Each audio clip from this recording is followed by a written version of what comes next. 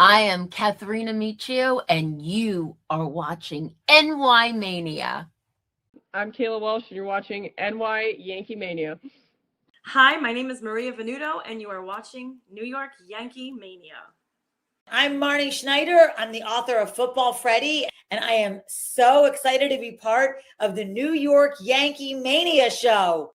Hey, everybody, it's Ian Eagle. You are watching NY Yankee Mania, the best. Good evening, everybody. How you doing tonight? We are back live with you guys, ready for the play-by-play between the New York Yankees and Chicago White Sox, game number 2 of a 4-game series on the south side of Chicago. And then the Yankees will be heading north to Wrigley Field, starting for a 3-game series on Friday, Saturday, and Sunday before the big trade deadline coming up on Monday. First of all, welcome everybody to the stream. What's up, Kaz, Below, Joseph Salvatore, Joe, everybody here. Thank you for coming into the stream tonight. Please press the like button and subscribe to the channel. We're looking for at least 20 to 25 likes as we do on every stream, so please press the like button. We would appreciate that. I'm sure you guys have been seeing all the active rumors around what the Yankees might do with the deadline. Today, Michael Kay was on ESPN Radio talking with Jeff Passan about what the Yankees might do at the deadline, and Jeff Passan had some comments today about what the Yankees might do. So feel free to give your predictions as to what the Yankees might do at the deadline. We'd like to hear your thoughts. Today, the Yankees picked up another catcher, Christian Bethancourt. He's been on a couple of teams, most recently the Cubs. So he'll be going into the Yankees AAA system. And we're pretty much waiting to see how that pans out, if he's going to be called up to the roster at any point, or if he's just going to be there for depth. We'll see about that. No, Kaz, I don't think we're going to get Lindor, but I will give my thoughts on the trade deadline during the trade deadline special show, which will be on Sunday night. So the rest of the week, we'll have you guys covered for the play-by-plays tomorrow, Thursday, and Friday, as well with Saturday's game as well against the Cubs. So the White Sox games tomorrow, Thursday, and then the Cubs games on Friday, Saturday, and Sunday. And then Sunday night, we'll have a special trade deadline preview show, previewing what the Yankees might do at the deadline on that day. And then we will have the big trade deadline show on Monday for you guys from 10 a.m. to 6 p.m. when the deadline is officially over. And we'll break down what the Yankees might do. We're also going to have a lot of guests on that channel, or a lot of guests on that show during that day. Former players, people who have been in the business for a long time in the industry, like Howie Carpin as well. So former players like Logan Morrison, Kevin Mensch, and a lot of other people as well. Nathan and his team are doing a great job of lining up guests for that show. So we're still working on that. Hey, Mario, what's going on? Yep, I agree with that. Below, he's just a depth piece, just in case they can't find a right-handed hitting catcher. Yep, it's what I like to call a Cashman trash can move.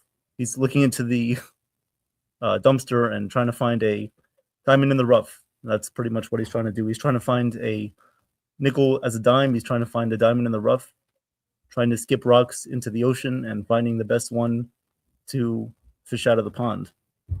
That's pretty much what that move was about, trying to find anything left with Bethancourt to see if he can be utilized as a defensive catcher, or he could just be insurance if someone gets injured as well. So I do want to, before I go over the lineups, I do want to read out what Jeff Passan said today on the Michael Kay show today on ESPN Radio about Ryan Jeffers. Ryan Jeffers has been a hot topic in Yankees land about when the Yankees could possibly trade for him, or if they can trade for him. So Jeff Passan said this today about Ryan Jeffers. It feels like where Ryan Jeffers is going has been preordained for months now. The Yankees need a right-handed hitting catcher, and they need power, and they also need a right-handed hitter and a catcher. That's what Jeff Passan said today on the Michael Kay show. So pretty much hyping up the fact that the Yankees will be aggressive for Ryan Jeffers. Hopefully one of many pieces that the Yankees will get at the deadline. I agree with most of the takes that people have said here on the channel that the Yankees need to be aggressive and they should go after a lot of players at the deadline. But we'll talk about that, and we'll talk about how it all affects next season moving forward, what teams might do and which teams might be aggressive, and how the salary cap implications might affect next year's season and how teams will operate at the deadline. So we'll touch all upon that on Sunday night. But until then, we have tonight's game, of course, Yankees and the White Sox. So I'm going to be giving you guys the lineups. So right now, the White Sox are taking the field. So let's do the Yankees lineup to begin the game. Leading off and playing first base is Paul Goldschmidt. Batting second and DHing is Ben Rice. Batting third, playing third base, Ahmed Rosario. Batting cleanup and playing right field, Jason Dominguez. Batting fifth, playing center field is Trent Grisham. Batting sixth and playing shortstop is Anthony Volpe. Batting seventh, playing second base is Jazz Chisholm. Batting eighth, playing left field is Max Schumann. And batting ninth, doing the catching is Austin Wells. On the mound tonight for the Yankees is Garrett Cole with a 3.92 ERA. And for the Chicago White Sox, leading off playing left field is Sam Antonacci. Batting second and playing first base is Monotaka Murakami. Batting third, playing third base is Miguel Vargas. Batting cleanup and playing shortstop is Colson Montgomery. Batting fifth and playing DH is going to be Andrew Benintendi. Batting sixth and playing right field is Braden Montgomery. Batting seventh and playing center field is going to be Jake Peters. Batting eighth and playing second base is Chase Meidroth. And batting ninth, doing the catching for the White Sox tonight, is going to be Romo. Let me just get his first name here. Drew Romo. Drew Romo for the White Sox is catching tonight. And on the mound for the White Sox will be Anthony Kay with a 4.21 ERA, and I don't think he's related to Michael Kay. So that's the White Sox lineup tonight. And Yankees, of course, going for two in a row here against the Phillies. Sorry, against the White Sox, as they lost to the Phillies on Sunday. That's when you guys last saw me do the play-by-play. So hopefully they get back to a nice winning streak tonight and start a two-game winning streak. We'll bring you guys updates throughout the game and a lot of news, if there is news coming out about rumors or trades, anything that happens, we'll keep you guys covered about that. And thank you guys for liking and subscribing to the channel. So here we go. Goldschmidt's in the box, and K deals. The first pitch is outside, 1-0.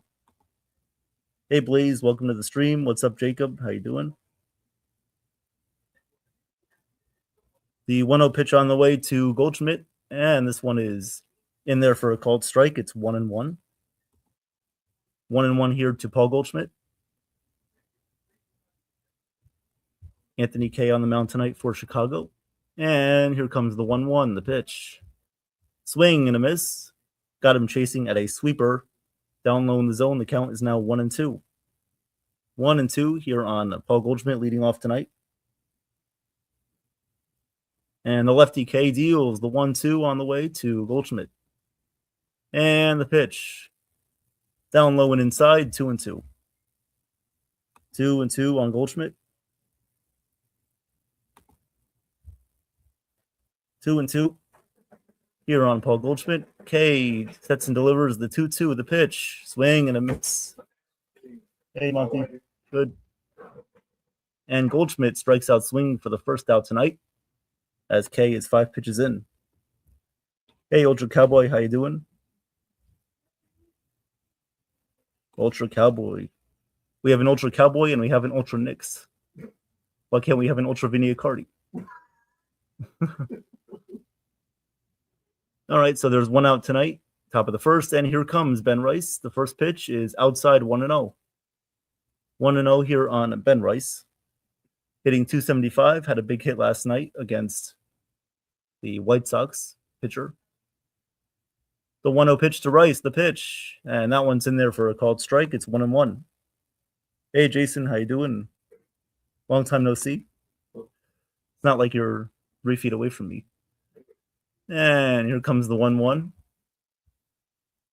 K sets and deals, and the pitch. Rice checks his swing on a sweeper. Did he go around? No, he did not, says the third base umpire, Alan Porter. And no, that's not including a porterhouse steakhouse. We all like porterhouses. So the count is 2-1 on Ben Rice. And K sets for the 2-1 pitch. And the 2-1. Rice grounds this one foul outside of first. And the count is now evened up at 2-2. 2-2 here on Ben Rice. One away, top of the first. 2-2 count on Ben Rice. Here comes the 2-2 from K. He sets and deals the pitch. Swing and a miss. Rice goes down on a sinker. And there's 2 away in the top of the first.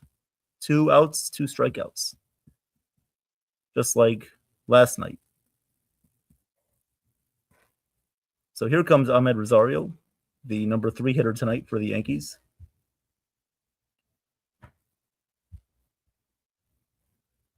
The first pitch to Rosario, the pitch. And that one's in there for a called strike. It's 0-1.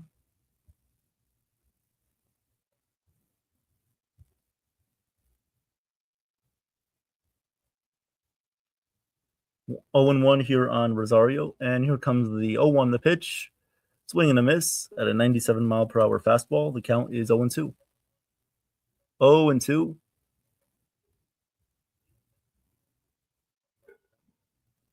0-2 here on Rosario. Okay, the lefty sets and deals, and the pitch. This one is grounded foul, and the count will remain at 0-2. Okay, going for an inside sweeper on that pitch. As Romo was pointing his glove down as to say, K, throw it down. Throw it low inside the zone. Currently, right now, I see the Rangers are leading the Rays 2-0. That will be a big game to follow tonight, as we are only 2.5 games back from the Rays for first place. You can't always get what you want unless you punch dice in the face. That's right. That's right, Jason. Unless you escape from a mousetrap and out of a bush, and you punch Nona in the face. And the 0-2 pitch, up high, 1-2. 1-2 here on Rosario. 2 outs, top of the first, nobody on base. 0-0 game.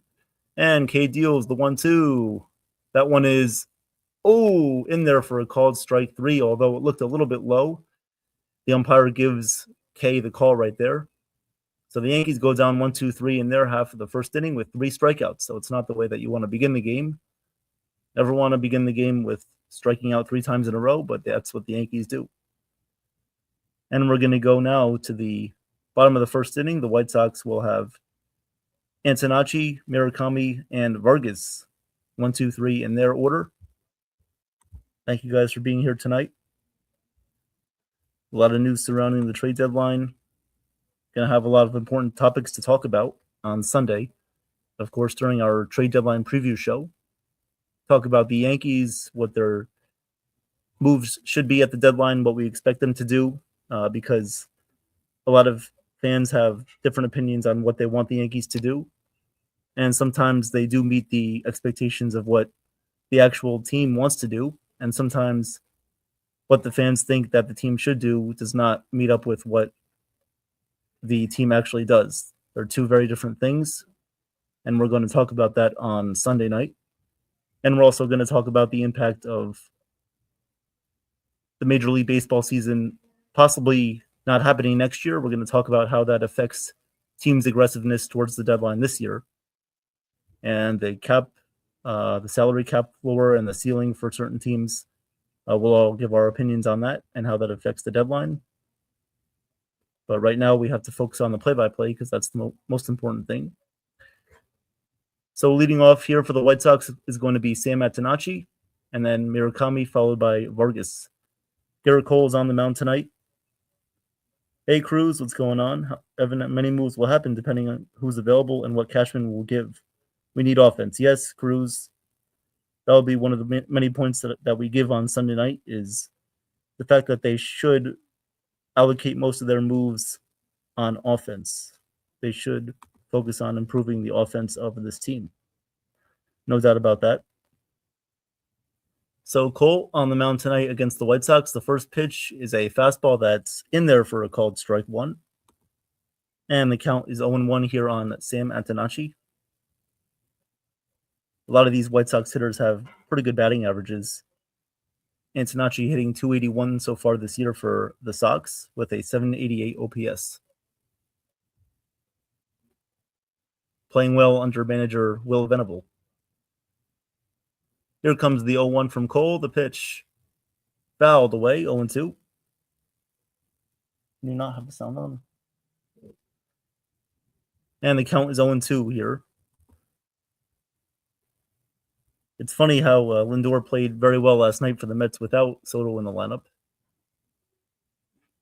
I'm sure Jason has a lot to say on that. And the 0-2 from Cole is inside, 1-2. Was lucky that ball actually didn't hit Antonacci on the foot there. And we have the chef in the building. What's up, chef? Good to see you. Like and subscribe to the channel, and then you will see Chef Nick's beautiful face appear, just like a magic act from the clairvoyants in the 1900s. The 2-2 on the way from Garrett Cole, 2-2 here to Antonacci. And Cole from the windup. He steps and deals the pitch, and this one is grounded sharply, but Jazz makes a diving play to his left, throws, and he's out at first base. Very nice play by Jazz Chisholm diving to his left, and he makes the throw to first in time to get Antonacci. So Antonacci is out at first, and now that will bring up Monotaka Murakami. Murakami having a very good season for the White Sox. Unfortunately, did suffer an injury earlier this season. However, he is back and healthy for them. And here comes the first pitch. And this one is swung on and missed, 0-1. 0-1 here to Murakami. Yep. Thank you guys for giving your opinions tonight in the chat. And the 0-1. Outside, 1-1. So Cole misses there with a knuckle curve. The count is 1-1. Murakami hitting 240 with 48 RBIs, 22 home runs. If it wasn't for his injury, this guy would be leading the majors in home runs. And the 1-1 pitch is swung on and missed by Murakami, and the count is 1-2. Cole with a good command tonight in his location needs to paint his fastball and his knuckle curve all over the zone tonight to have good results and be effective in his command with his fastball tonight. Everything with Garrett Cole plays off of his main priority pitch, which is his fastball. And the 1-2, swing and a miss. Murakami is down swinging. And now there are 2 outs in the bottom of the first inning, as that will now bring up Miguel Vargas. Great fastball there from Garrett Cole on the outside corner. And that's what we talk about when we say location and command. Hitting your spots.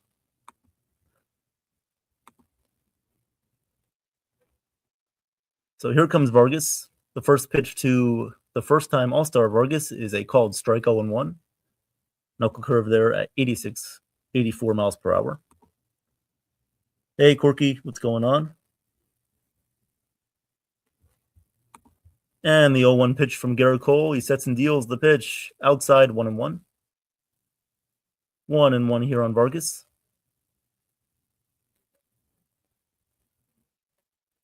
One and one. Here comes the 1-1 on the way here from Cole, and the pitch. That one is in there for a called strikeout, 1-2. Cole's fastball around 98 miles per hour tonight. Here comes the 1-2 from Garrett Cole. The set and the pitch. This one is popped up, but it's going to go foul out of play, and the count remains at 1-2. As Brandon Nimmo grounds into a double play there for the Rangers. Here comes the 1-2 from Garrett Cole. And using all the pitch clock, the pitch outside 2-2. Missed right there with a knuckle curve. 2-2 here on Vargas. Garrett Cole was very solid in his last start against the Pirates on Wednesday. And here comes the 2-2, the pitch. This one is hit in the air to right field, but it's going to go foul out of play. So the count remains here at 2-2.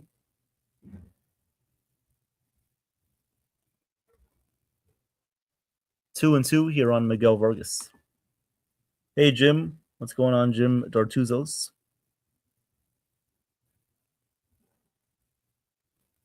Good to see you. And here comes the 2-2, the pitch from Cole. This one is popped up in the air to shallow left field. Volpe's going out, and in comes Max Schumann, and he sees it. He makes the catch for the final out of the inning. So Garrett Cole gets the White Sox to go 1-2-3 in their first half of the first. And so now we're going to go to the top of the second. Coming up to bat for the Yankees is Jason Dominguez, Trent Grisham, and Anthony Volpe.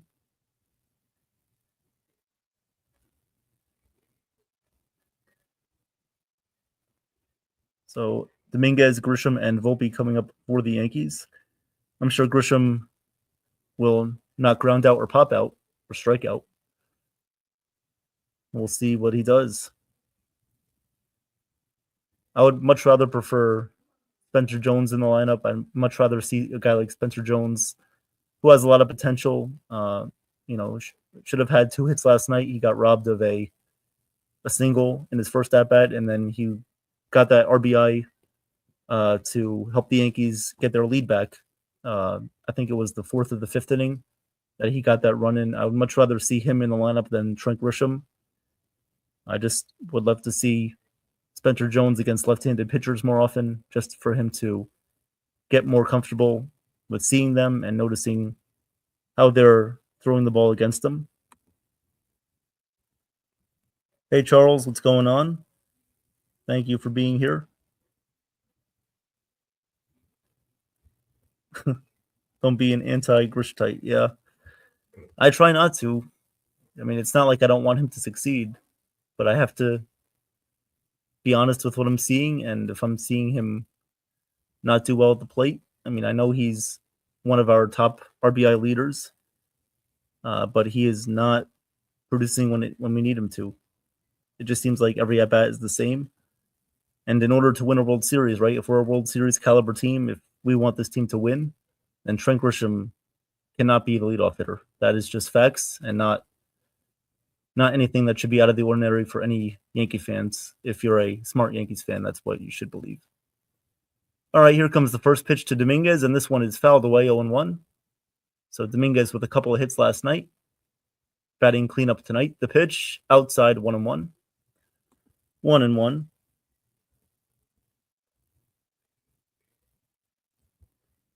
Hello to William. Thank you for being here. The pitch to Dominguez is swung on and missed, 1-2. 1-2 here on Jason Dominguez. Much love and respect to you as well, William. Thank you for being here. Please like and subscribe if you have not already, but I think I've seen your name before. Thank you. Everything Joe and yourself do, bro. Much love. Thank you. Thank you, William. The 1-2 pitch to Dominguez is inside 2-2. 2-2 here on Jason Dominguez.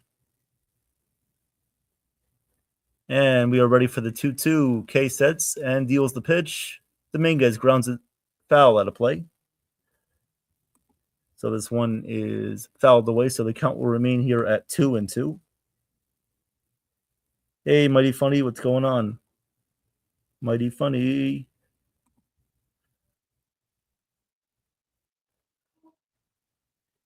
Here comes the 2-2 to Dominguez, the pitch. And he lines this one sharply into left field for a base hit. So Dominguez with the first Yankees hit of the night, singles to left field. And the speedster is on first base. And that is why I do not want the Yankees to trade Jason Dominguez. The guy has a lot of potential, and the Yankees need to keep him and utilize him correctly. Let him be himself, and he will be just fine in this lineup. He is going to be a great piece for us if he is still here beyond the deadline, which I believe he still will be and should be. And here comes Trent Grisham up to bat. The first pitch to Grisham is inside 1-0. 1-0 here on Trent Grisham, hitting 5th tonight.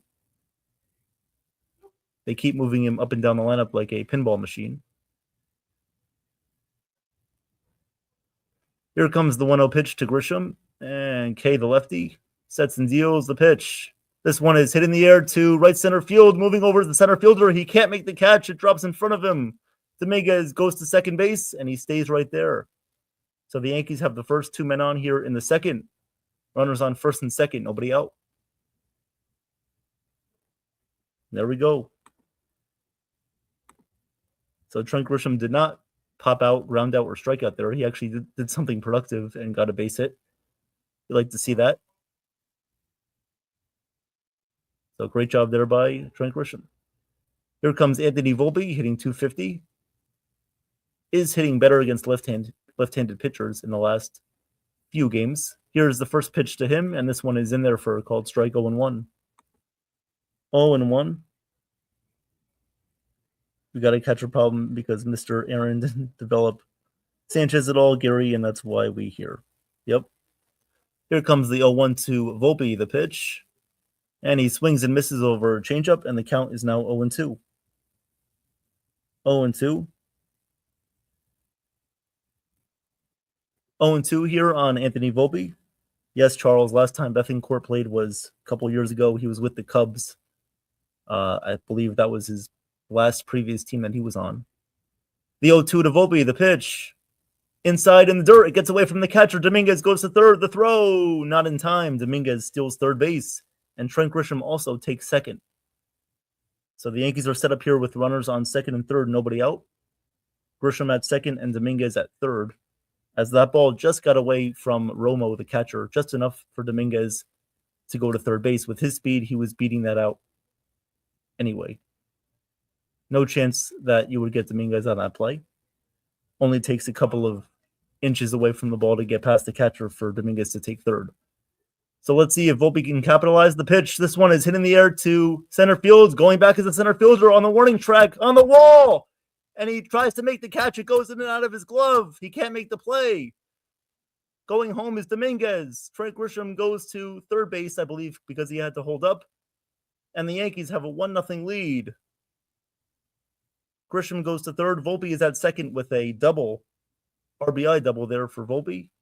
And the Yankees take a 1-0 lead in the top of the second. I believe that was a changeup right there that Volpe got, and he drilled it to center field. Great piece of hitting by Anthony Volpe, and he drives in the Yankees' first run.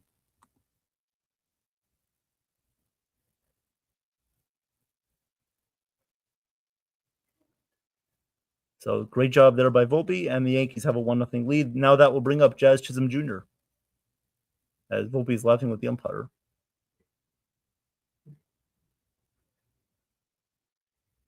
So Jazz Chisholm coming up to bat with a .226 batting average, 16 home runs, 45 RBIs.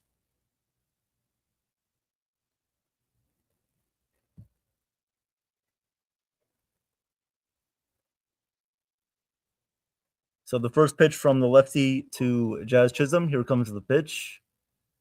And Jazz swings and misses wildly at a first pitch slider, 0-1. 0-1 here on Jazz Chisholm Jr. So second and third, Yankees still have an opportunity here to get a couple of runs in. And why not get them in, right? Jazz needs to have the same approach as he did last night. The pitch, outside, 1-1. So K goes with the same pitch, and Jazz does not bite at that one.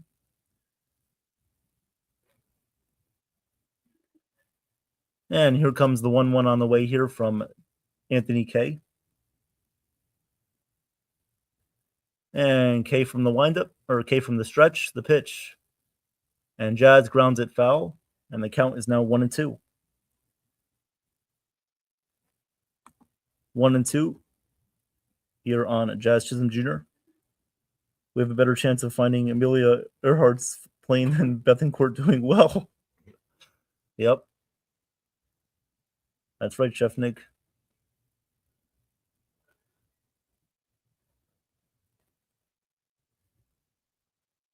Here comes the 1-2 to Jazz Chisholm. And K deals the pitch. And this one is popped up. Foul territory. Will it stay in play? No, it will not. It will go out of play right above the White Sox dugout. And the count remains here at 1-2. 1-2.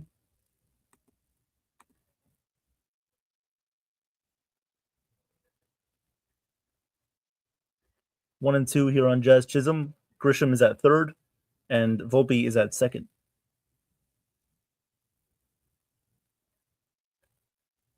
Here comes the 1-2 pitch from Anthony Kay. Second and third, nobody out. Kay from the stretch. And the lefty deals the pitch. And Jazz pops this one up. It's going to go foul again at a play. So a good at-bat by Jazz here. Let's see if he can capitalize with getting a run across home plate. Count remains at 1 and 2.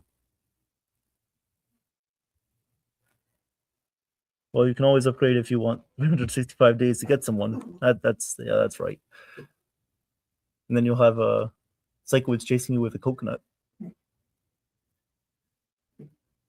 And then you'll try to make it in America. 1-2 on the way. It's like the World of Wars Part 5. Speaking of World of Wars, Jazz Chisholm up the bat. 1-2 on the way.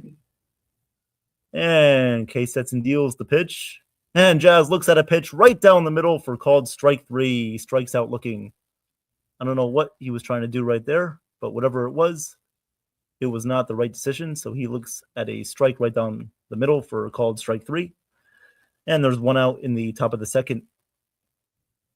Well, that was useless. So let's hope that Max Schumann can get a run across the board here. Second and third, one out for Schumann. Here comes the first pitch from Kay, the pitch. And this one just catches the outside corner for a called strike. And it's 0-1 here. 0-1 on Max Schumann, hitting 203. This is why you need to upgrade the bottom of the lineup at the trade deadline, because in the postseason you can't rely on Jazz Chisholm and Max Schumann. The 0-1 pitch here to Schumann, the pitch. And he swings and misses at a cutter located on the inside half of the plate. And the count is 0-2. So you can bet your bottom dollar that the Yankees might not score a run for the rest of this inning, as Max Schumann cannot clearly identify which pitch Kay is throwing. Let's hope that he just puts a ball in play here on 0-2. And the 0-2 on the way to Schumann, the pitch. And he chops one fair ball over the third baseman. It goes down the left field line. 2 runs are going to score. Grisham scores. Volpe scores. Schumann's going to go to second base for a 1-out double, and the Yankees take a 3-0 lead. That's what Max Schumann tried to do right there, and he did it well. So good job there by Schumann, just putting the ball in play. It was a high cutter, I believe, by Kay. And Schumann gets a little bit of luck with a good bounce there, with the ball staying in foul territory down the left field line. Antonacci fields it, but 2 runs scored easily. So 3-0 Yankees lead here, top of the second. And here comes Austin Wells. The first pitch here to Wells from Kay. And the pitch. That one's in there for a called strike, 0-1. Guys, please press the like button, subscribe to the channel if you have not subscribed. Press that like button. I'm trying to get to at least 20 to 25 likes tonight. So please press that like button. And the 0-1 pitch from Kay. And the pitch. And that one's in there for a called strike on 0-2. 0-2 here to Wells. That was a perfect pitch to jump on if you're Wells right there. And the count's 0-2 here on Austin Wells. So now you're just thinking about protecting the plate and seeing if you can hit one back up the middle or to left center field. 0-2 here from Kay to Wells. And Kay sets and fires the 0-2. And the pitch is lined into right at the first baseman. Murakami makes the catch. Sorry, that ball was hit weaker than I thought it was. It was off the end of the bat, and it went right to Murakami at first. So Wells is retired for the second out of the inning. And now we're going to flip over the lineup back to Paul Goldschmidt. Goldschmidt struck out back in the first inning and is up right now in the top of the second. 2 outs, runner on second base, and the Yankees have a 3-0 lead. The first pitch to Goldschmidt, outside, ball 1, 1-0. 1-0 here on Paul Goldschmidt. 1-0. Thank you guys for the likes. Appreciate it. Keep pressing that like button throughout the stream. We'll have scoreboard updates and news for you guys regarding any trades or rumors. And the 1-0 pitch to Goldschmidt. This one is inside 2-0. 2-0 here. We have 16 likes so far tonight, so I appreciate you guys for hitting that like button.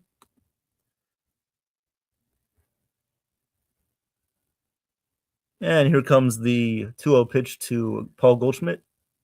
And Kay's going to step off the mound and turn to second base.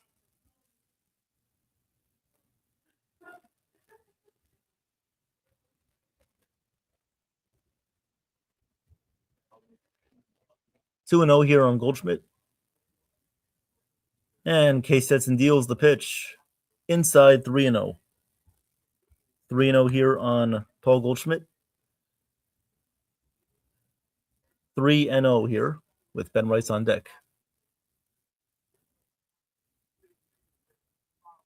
Here comes the 3-0 on the way to Goldschmidt. And the 3-0 pitch. This one is in there for a called strike on the bottom of the zone. 3-1. 3-1. The Rays are still trailing the Rangers 2-0 in the bottom of the sixth. 3-1 pitch coming up here from Kay. Runner on second, 2 outs. Yankees have a 3-0 lead.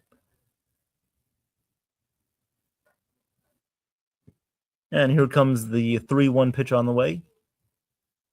Kay looks at second and deals the pitch. Goldschmidt hits one in the air to shallow right field. Coming in is the right fielder, and he makes the catch for the final out of the inning. So that'll do it for the Yankees, as well as Paul Goldschmidt flies out there to Montgomery. He makes the catch.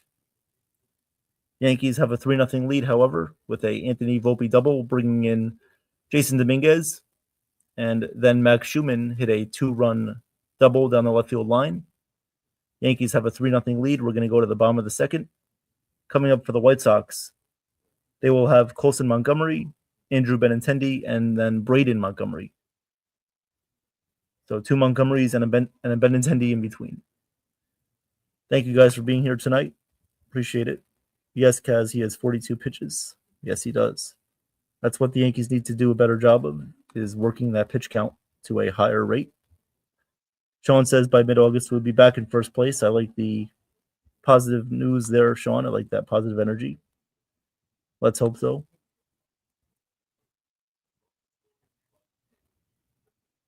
Chef Nick says you are rocking with the best. Evan, Jason, and Chef Nick are the 3 amigos, the 3 musketeers. We are going to rock it this week. Please support Evan and his awesome play-by-play. Thank you, Chef. Thank you, Chef Nick. Appreciate that. We will definitely be rocking things out with you guys on Sunday night, as we will have our trade deadline preview show for you guys, as I keep mentioning. Hopefully you guys are picking up on that. So stay tuned for that. And then trade deadline day, we're going to have all day news and coverage for you guys starting at 10 a.m. to about 6 p.m. that night. And we're going to have former players on that day. We're going to have important radio hosts and journalists from the industry, like Howie Carpin, who's going to come on and talk to us about what he's hearing as far as news, rumors, and what his thoughts are on, and what his thoughts are going to be on what the Yankees do that day. And we're ready for the bottom of the second inning. Here comes Colson Montgomery up to bat. And here comes the first pitch from Cole, the pitch. This one is popped up on the infield. Who's going to make the play? Converging in is Rosario, Cole, and Cole backs up and he makes the catch. Oh my goodness, he made a juggling act. The ball hit his glove and he made the catch there as he was falling backwards like a Friday Night Piñata station, like a Padres angle, for the first out in the bottom of the second. Wow, that was a crazy play. Yeah, that was crazier than Sam Strange's Magic Act. So it was Wells, Cole, Rosario, and then Volpe came in as a bystander. But Garrett Cole backed up and he made the play. The ball went in and out of his glove, and he made the barehanded catch. So there's one out here after a crazy, outrageous play there from our pitcher. Luckily, no injuries there. You never want your pitcher making the catch unless it's a weak pop-up right back to him or a ground ball back to him. You never want your pitcher making that type of play. Catcher stepped on Cole's foot. Yes, looked like Wells was right near Cole there, and he stepped on his foot. So there's one out here in the bottom of the second, one away, and here comes Andrew Benintendi up to bat, former World Series champion with Boston, and who was also a Kansas City Royal and New York Yankee. And now with Chicago. He spent the last, I think, 3 years there with the White Sox. I believe it's his third or fourth season with them. And here comes the first pitch to Benintendi. The pitch in there for a called strike 0-1. 0-1. Smoke duck breast came out perfectly. Mid-rare, saw a nice billow. Enjoy that. Enjoy it with a nice glass of port wine. And the pitch down low, 1-1. 1-1 here on Andrew Benintendi.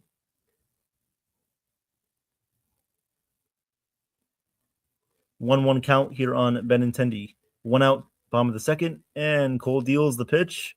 This one is popped up again to shallow center field. Out goes Volpe. He's under it, and he makes the catch for the second out of the inning. 2 away here in the bottom of the second.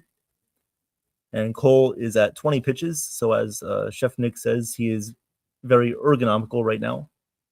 20 pitches through 1 2/3 innings.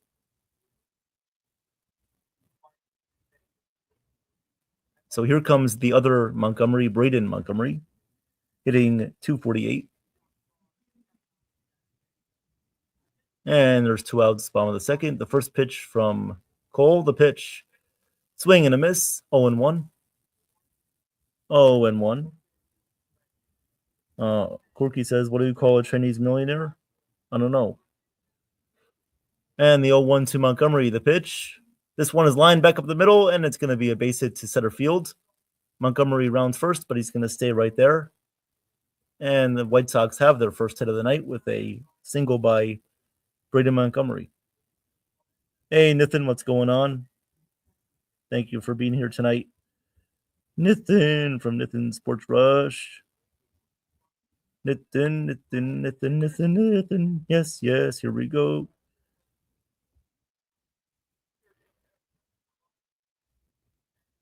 And here comes Tristan Peters up to bat, the first pitch. And that one's in there for a called strike, 0-1. Peters hitting 281, 6 home runs, 37 RBIs. Charles says, you a Chinese millionaire dim sum? Oh. And here comes the 0-1 pitch, and this one is down low, 1-1. 1-1 here on Tristan Peters. Thank you guys for being here, liking the stream tonight. Appreciate it. Through 2 innings, we have about 16 likes, so I appreciate you guys hitting the like button. And here comes the 1-1 on the way from Cole. He deals. The pitch is fouled away, 1-2. 1-2 here on Peters. 1-2. As it looks like they're having another problem with the pitch clock. This happened on Wednesday during Garrett Cole's outing. He got called for a balk as the pitch clock was running out. The 1-2 to Peters, swing and a miss, strike 3. So Cole strikes out Peters to end the inning. Garrett Cole has 2 strikeouts tonight. And that will end the second inning as we head to the top of the third. Coming up to bat will be Ben Rice, Ahmed Rosario, and Jason Dominguez. Hey, Celia, welcome to the stream. She says, heard there were Padres scouts at the Yankees minor league games yesterday. I thought it might be because of a potential Miller trade, but Joel Sherman was saying he doesn't think he gets moved. Okay. Yeah, that might be an interesting dynamic with Mason Miller. I did hear a little rumor on Miller that the Padres would want to have every potential prospect at a unlimited unlimited point for the team that they're trading with. So if they were going to deal Miller, every prospect that the other team has would have to be available for the Padres to claim. So it will be tough from a Yankee standpoint to trade for Miller. I've also heard that the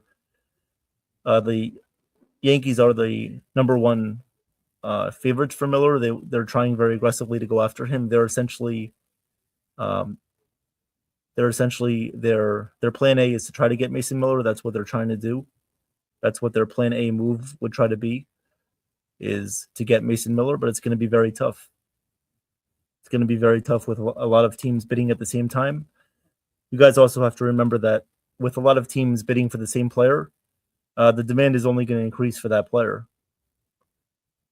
So every team trying to bid an offer to the Padres for Miller, you're going to have to give up more than you probably would need to than just trading for a regular player that doesn't have much value. So with a lot of teams going after Miller, you would have to give up a lot with the price and demand going up. And you would also have to probably eat a contract you'd have to take on like a Tatis or Machado contract in that deal as well, which the Yankees are pretty much trying to figure out already with their luxury tax situation, how to decrease their payroll from 300 down to 200 and so on and so forth.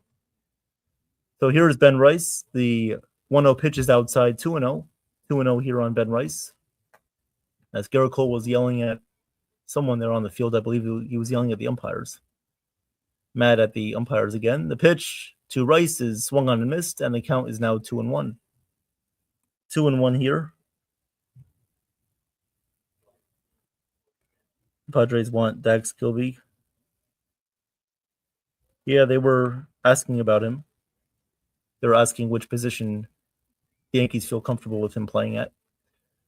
And the 2-1 pitch to Rice is swung on and missed, 2-2.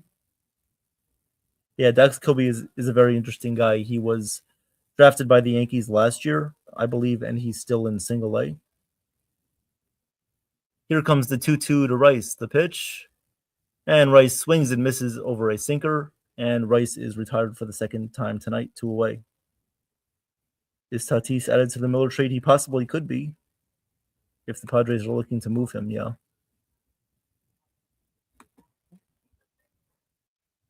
So Rice is out, and here comes Ahmed Rosario.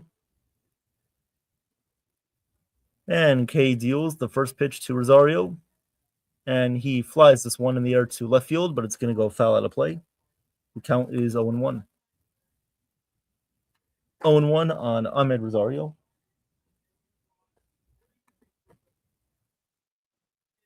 And here comes the 0-1 pitch.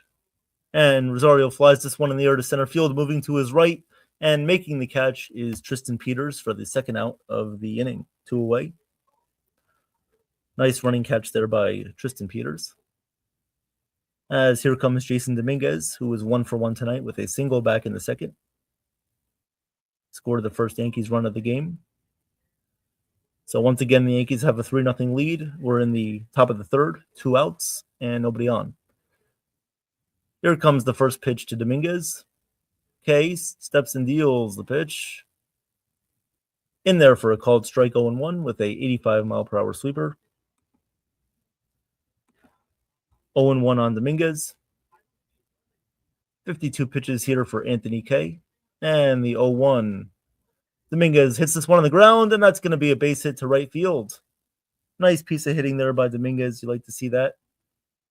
As he took that ball the other way, an off-speed pitch out in front of the plate, Dominguez hits it to right field for a base hit. And Dominguez has gotten much better as a right-handed hitter, and his defense has also improved. 2 main reasons why I think the Yankees should keep him, and he is a very valuable piece for them on their roster. A guy with a lot of speed, athleticism. You can ask him to do a multitude of things, and the Yankees need him on the roster. The pitch to Grisham, he grounds this one to first base, but it's going to be a foul ball, as I believe he ground that one off his foot, so it's a foul ball. 0-1 here on Grisham. If we take Tatis' contract, I want Estrada and Miller. Yeah. It's going to be hard to take on Miller without having to take on Tatis as well below. Just my opinion on that. Or you're going to have to give up more prospects. Either one. Either give up more prospects or include the salary dump there in Tatis as well. Good thing about Miller is that he does have control left on his deal. So I believe he has 3 more years left on his current deal. When the A's traded him, he still had 3 years left. And Cashman does like to trade for relievers that have control, like David Bednar last year.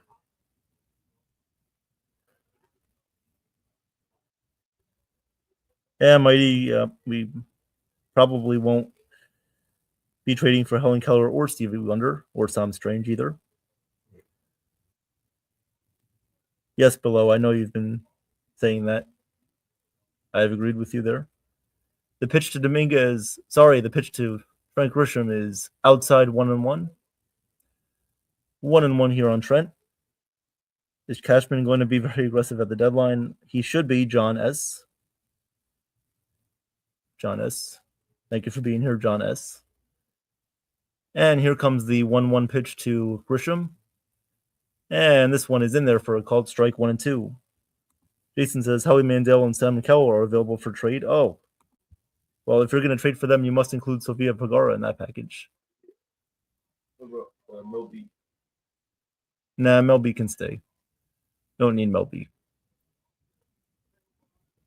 She lost her dignity a long time ago, just like Coco the French Bulldog. And here comes the 1-2. Just like Lulu. And here comes the 1-2. The pitch. And this one is fouled away. The count remains at 1-2. How many total players will Cashman get? I don't know. You have to ask him. 1-2 on the way. I think Cashman's going to trade for 1 or 2 players. I don't think it's going to be like last year's deadline because the prices are just too expensive. But I think that he'll get 1 or 2 players. The 1-2 to Grisham, the pitch, and this one is fouled away. If anything, I think Cashman is either going to go for 1 big trade and then 1 small trade, or he's going to go for 2 minor trades. Just because I think the prices are too expensive, I don't think there's room enough in our prospect system to go for 2 big pieces in this deadline. I think there's only room for 1, and I think only 1 piece is what Cashman's going to try to look for anyway. The pitch to Grisham, this one is hit on the ground right to second base. Right there to make the play is the second baseman, Mydroth. So he throws to first, and Grisham is retired. So that'll do it for the top of the third, and Yankees have a 3-0 lead. We'll go to the bottom of the third. Coming up to bat for the Chicago White Sox, they will have Chase Mydroth, Drew Romo, and then Sam Antonacci to lead it back off in the 3rd inning. Let's do a quick scoreboard update while we're at it. Thank you guys for being here. Please press the like button and subscribe to the channel. Yankees have a 3-0 lead on Chicago, bottom of the 3rd. The Reds have a 1-0 lead on the Guardians in the bottom of the 5th. The Tigers have a 9-0 lead on the Orioles in the bottom of the 6th. The D-backs have a 5-0 lead on the Pirates in the top of the 6th. The Rangers have a 3-1 lead on the Rays in the top of the 7th. The Marlins have a 1-0 lead on the Phillies in the top of the 7th. The Nationals have a 4-0 lead on the Blue Jays in the top of the 2nd. The Royals and the Twins are scoreless in the bottom of the 4th inning. The Cubs have a 7-0 lead over the Cardinals going to the bottom of the 2nd. And later on tonight, you have the Astros and the Angels at 9:30, Red Sox and Athletics at 9:40, Rockies Padres at 9:40, Brewers Giants at 9:45, and then Mariners Dodgers at 10:10. Your finals today already include the Guardians and the Reds. The Guardians defeated the Reds 6-5 in Game 1 of the doubleheader. And then the Braves and the Mets were postponed tonight. I believe they will have a doubleheader tomorrow, if I'm right about that. Yes, so tomorrow the Mets will have a doubleheader. First game will be at 1:10, and then Game 2 will be at 7:10. So looking forward to all those games coming up tonight and then tomorrow as well. Old Timers Day. Old Timers Day is coming up in August. I believe it's August 8th against the Atlanta Braves. So we'll see all the Yankees old timers out there on August 8th. And back on the mound is Garrett Cole. The pitch to Mydroth is swung on, missed, 0-1. He really fooled him there with a slider. 0-1. Below says 3 players, 1 bat, and 2 pitchers. Okay. And here comes the 0-1 from Cole. The pitch. Perfectly located fastball right there on the outside corner, 0-2.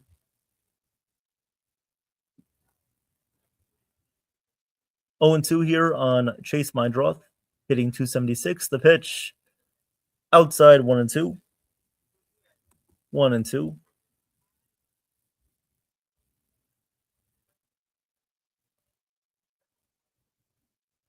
1-2 pitch coming up here to Mydroth. And Cole from the windup. Waits, kicks and deals. The 1-2 pitch. Ground ball to second base. Jazz backs up, throws to first, and he retired him by 2 steps. So there's 1 out here in the bottom of the third. And coming up to bat now will be Drew Romo. Drew Romo coming up to bat, hitting .132, 5 home runs, 11 RBIs.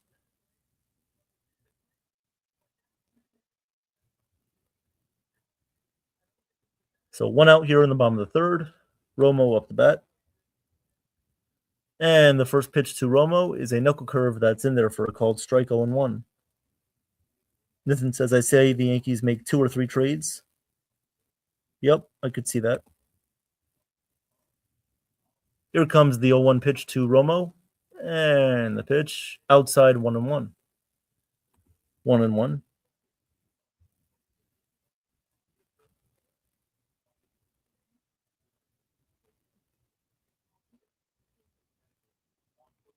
And the 1-1 pitch to Romo is inside, 1-2. Sorry, 2-1. 2-1.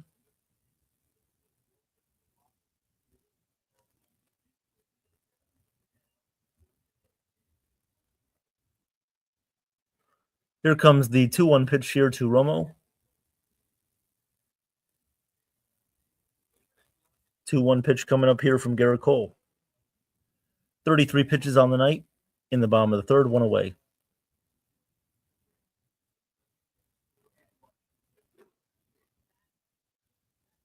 Here comes the 2-1 on the way from Cole, the pitch. And Romo fouls it away. Left field side out of play. And the count is now 2-2. As we are getting some breaking news from Nathan and Nathan Sports Rush, so we will announce the breaking news right after this half inning. The 2-2 called strike 3 on the inside corner there to Drew Romo. He is down looking. So that is Garrett Cole's 3rd strikeout of the night. As Drew Romo goes down looking for a called strike 3. 2 away here in the bottom of the third. And now the White Sox will turn over their lineup to their leadoff hitter, Sam Antonacci. Sounds like the Dave Matthews Band.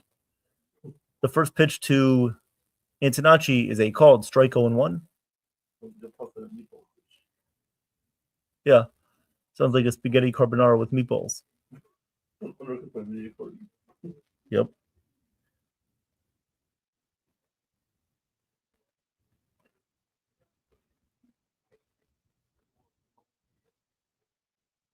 And the 0-1 pitch here from Cole to Antonacci, the pitch. And this one is fouled away, 0-2.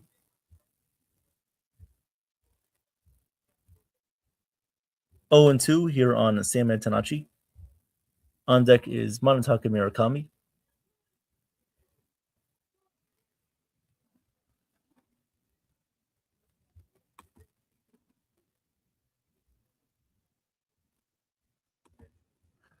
Here comes the 0-2 to Antonacci. Bottom of the third, 2 outs. The 0-2 pitch. Up high for a ball, 1-2.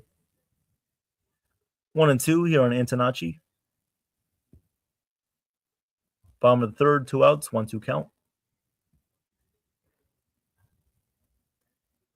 1-2 here on Antonacci. Cole sets and deals the pitch, and he misses inside, 2-2. Missed there with a changeup, 2-2.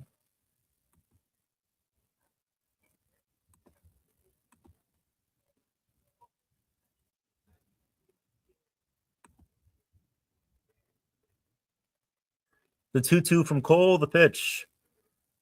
And that one's in there for a called strike 3. Got him looking at a fastball. So a nice inning there from Garrett Cole. The White Sox go down 1-2-3.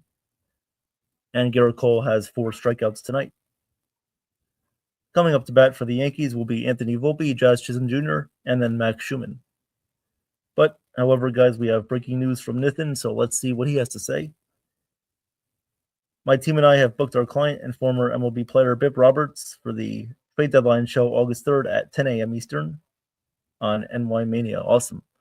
So there you have it, guys. I believe that's now 5 guests we have lined up for the show, as Nathan and his team are hard at work getting guests for you guys for the trade deadline show on Monday. So Bip Roberts will be included in that long panel of guests on Monday at 10 a.m. Looking forward to talking with Bip Roberts and getting his thoughts on the deadline. We actually had Bip Roberts on the show for an interview a while ago. I believe it was back in February or early March, if I remember correctly. We had Bip Roberts on the show. And then if you guys remember, before the season, we had a live stream discussing predictions and analysis for this upcoming season.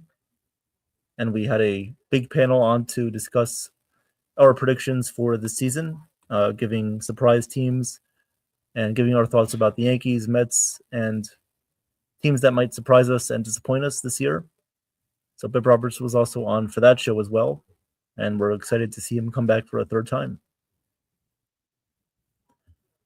Also going to have Howie Carpenter on that show, going to have Logan Morrison on that show. I believe he was a former Tampa Bay Ray.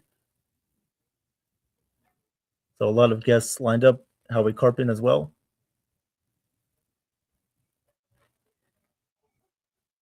So a long day of fun guests on Monday.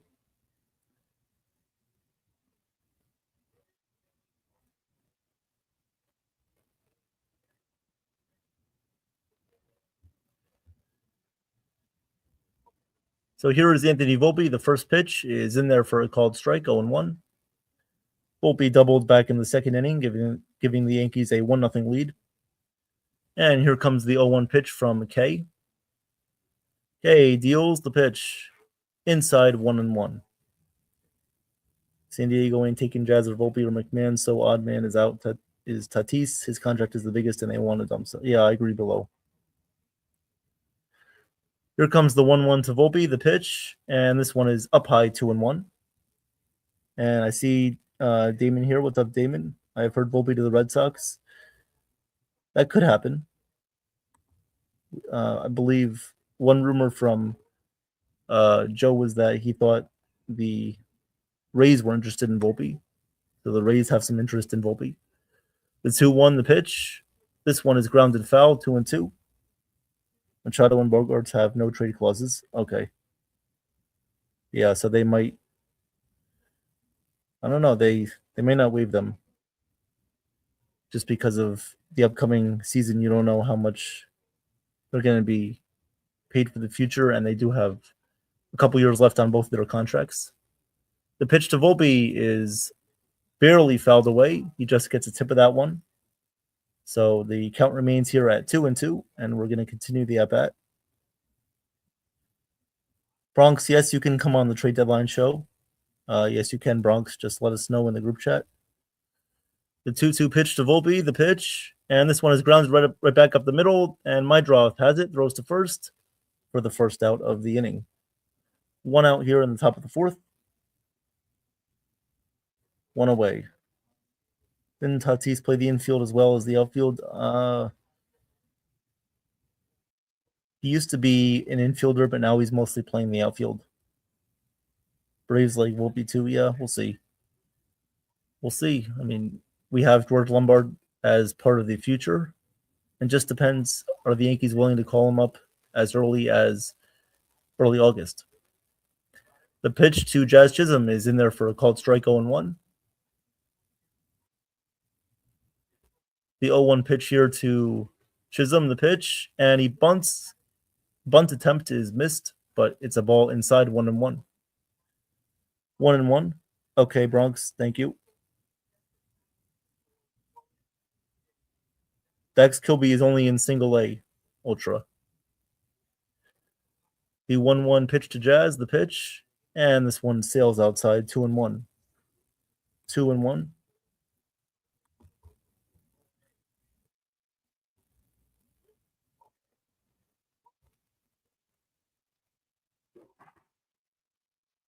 Chisholm, of course, after last year, predicted a 50-50 season, and he's been disappointing so far this year. The 2-1 pitch is fouled away 2-2. 2-2 here on Jazz. Bill below says Kilby will be moved along with ERC and Warren. Yeah. Yep. Well, we'll have to wait and see. I'm not a huge fan of talking about potential trades just because of, we never seem to be exactly correct on those. It's always a puzzle piece that we have to wait and figure out to see what's going to happen. So I never really like discussing what moves they might make or not make. I just like to wait and see what happens. The pitch to Jazz is down and away, 3-2. 3-2.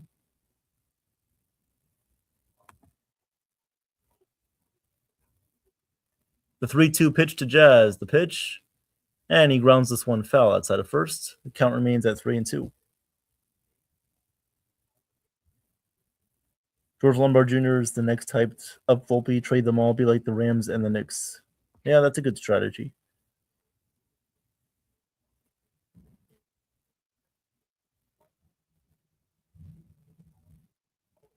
Three-two on the way here to Chisholm, the pitch. And Jazz fouls it away, gets a piece of that one to stay alive.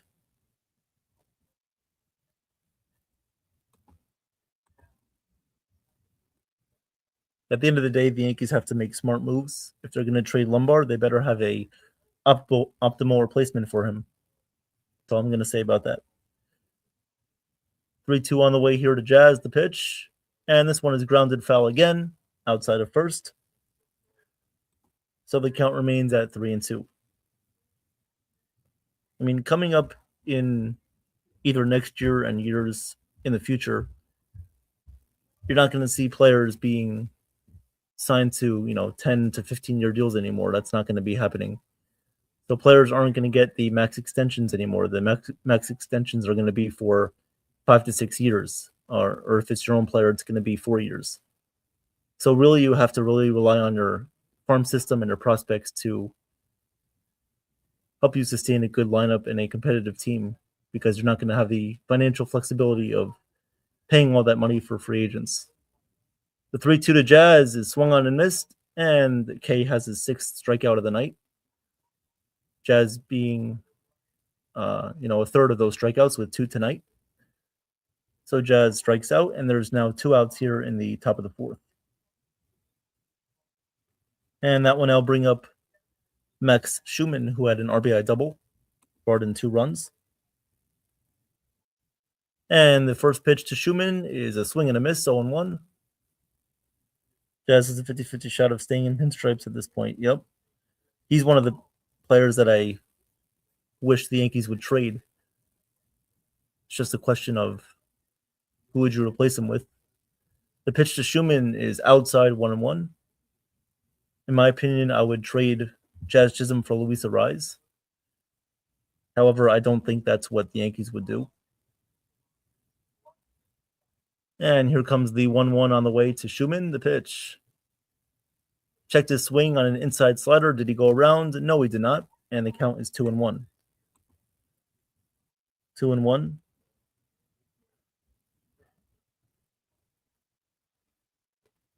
Jazz needs to go back to the Bahamas and smoke some weed. Yeah, below. Dance with the Savannah Bananas. The 2-1 pitch is hit in the air to left field, but not deep. Right there to make the catch is Sam Matinacci, the left fielder. And that'll do it for the 4th inning. Or at the top of the 4th inning. We're going to go to the bottom of the 4th inning. Up to bat for the White Sox will be Murakami, Vargas, and Colson Montgomery. For the White Sox coming up in the bottom of the 4th. Appreciate you guys being here tonight. Press the like button, subscribe to the channel. As I said in the beginning, we're going to have a trade deadline preview show coming up on Sunday night to preview the deadline. And you guys will give your thoughts and opinions as to what the Yankees might do. We're also going to have the rest of the games covered this week on the channel. So tomorrow's game will be at 7:40. That game is going to be covered, as well as Thursday's game and Friday's game against the Cubs. And then on Saturday and Sunday, we'll have those games as well. So thank you guys for being here. Thank you for pressing the like button. Appreciate it. Just doing a quick check to see if we have any rumors or updates going on right now.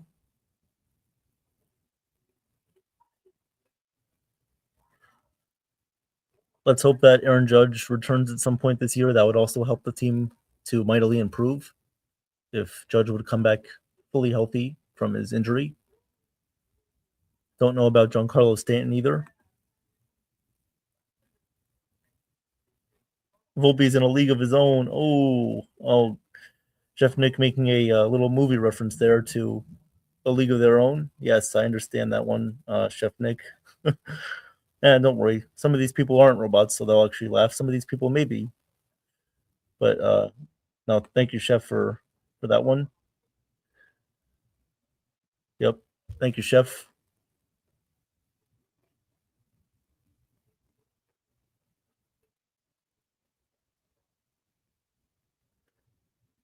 All right, so Garrett Cole back on the mound here to face Manataka Murakami. In the bottom of the fourth inning, Cole has 4 strikeouts tonight. Doing very well. And the first pitch on the way. This one is a little bit outside, 1-0. 1-0 here on Manataka Murakami.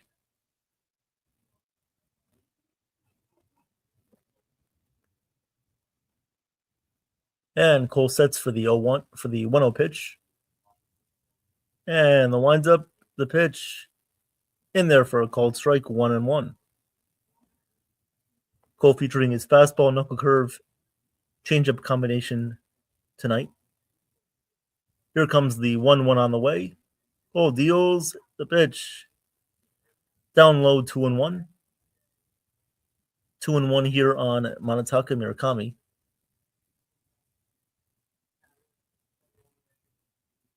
Two and one here on Murakami. And the 2-1 pitch. Inside 3-1. So similarly, just like last night, the White Sox had a 3-0 lead. Tonight, the Yankees have a 3-0 lead. So opposite trends there. The 3-1 pitch. And Murakami lines this one. It's going to go down the right field line. It's a fair ball. Into the corner. Dominguez has trouble fielding it, but he throws it back in. Murakami is at second, and he has a leadoff double here in the bottom of the fourth. Leadoff double for Manataka Murakami. Runner on second base with nobody out, as that will now bring up Miguel Vargas. Looked like Cole missed a little bit in the inner half of the plate right there with a fastball. Good hitting by Murakami right there. And Cole is at 45 pitches tonight.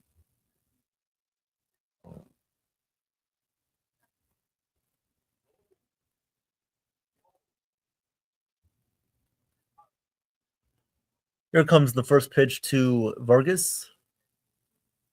And the pitch up and inside, 1-0. 1-0 here on Miguel Vargas, who is 0 for 1 tonight with a flyout.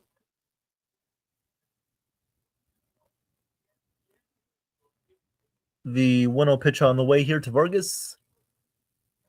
And Cole deals. This one is outside, 2-0. 2-0 here on Vargas. As Cole is now at 47 pitches here in the bottom of the fourth. 2-0 count on Vargas. Murakami's on second base. Yankees hoping to retain their 3-0 lead. The pitch. Vargas pops it up behind the plate, and it's going to go out of play. Reaches the seats. And the count is now going to be 2-1 on Vargas, 2-1.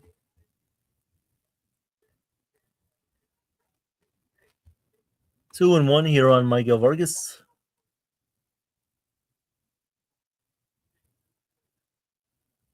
Here comes the 2-1 on the way from Garrett Cole. And the pitch is outside, 3-1. Cole is losing a little bit of command here. Trying to aim the pitches instead of just throw them with ease. Don't want to walk Vargas right here, having the tying run up at the plate. And here comes the 3-1, the pitch. And he missed up high with a knuckle curve for ball 4.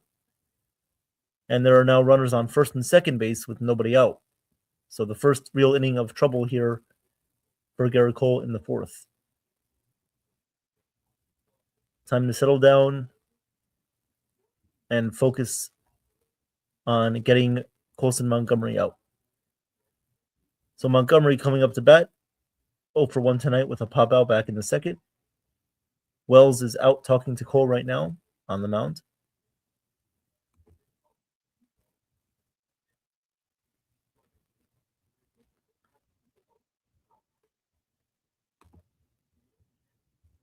So Colson Montgomery coming up to bat.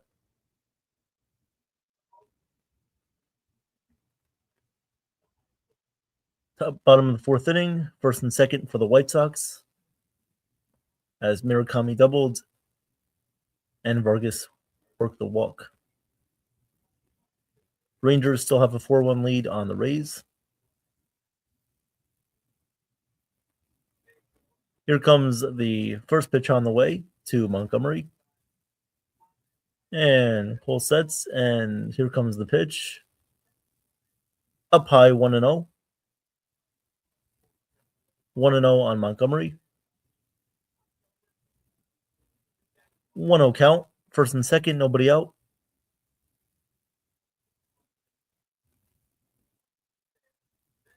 The 1-0 pitch to Montgomery, and this one is up high. He checked his swing. Did he go? Yes, he did. And the count is now 1-1. 1-1 here on Montgomery, as he did not check his swing, so he goes around there on the fastball. 1-1.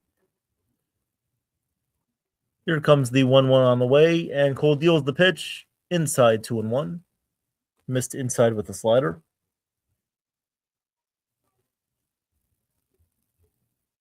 Two and 1 on Montgomery, as Benintendi's on deck.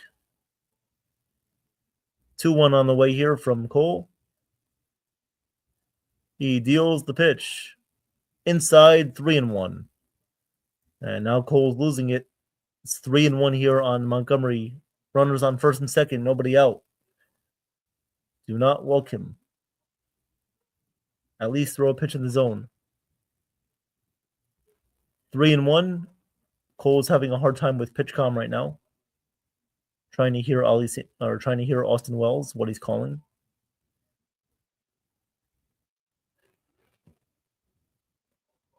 Cole steps off and he steps back on the mound. And now we have we're ready to go. Steps back on here, and we're ready for the 3-1. Cole sets and deals the pitch. And that one's in there for a called strike, 3-2. Nice pitch there by Cole. Used a slider on 3-1. And now the count's full, 3-2 here. 3-2 on Montgomery. Let's see what pitch Cole goes back to here on a full count. If he tries to go with a fastball or a slider, maybe a knuckle curve as well. 3-2 here on Montgomery. Big pitch here in this game as the Yankees have a 3-0 lead. 1st and 2nd, nobody out. Cole sets for the 3-2. The pitch fouled away. Went with a fastball at 99 miles per hour. So the count remains full at 3-2.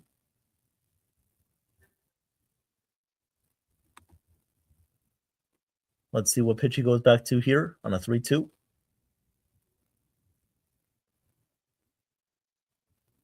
3-2 on the way from Cole.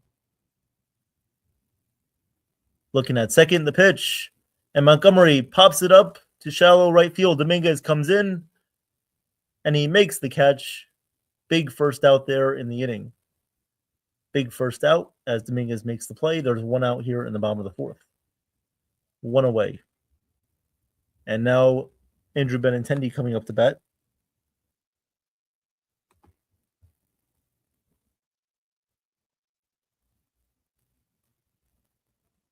So Cole looking to be aggressive here, getting out of this inning, using his best stuff. Benintendi coming up to bat. Runners on first and second, one out. As Benintendi steps in, 0 for 1 on the night with a flyout. And we are ready for the first pitch. Cole at the stretch, and the pitch missed up high and away, 1-0. 1-0 on Benintendi.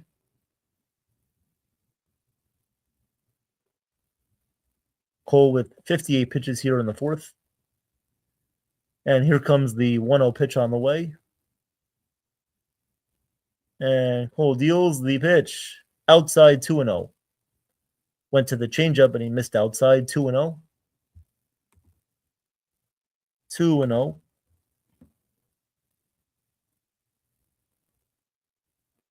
And Cole sets for the 2-0 pitch. Looks at second. Sets and deals the pitch. This one is grounded slowly to third base. Rosario is going to have to make a throw. The throw to first base is in time. He gets him by about a step at first base. Nice play by Rosario, making the quick throw to first. So now there are 2 outs here, runners on second and third, as Murakami advanced to third and Vargas advanced to second.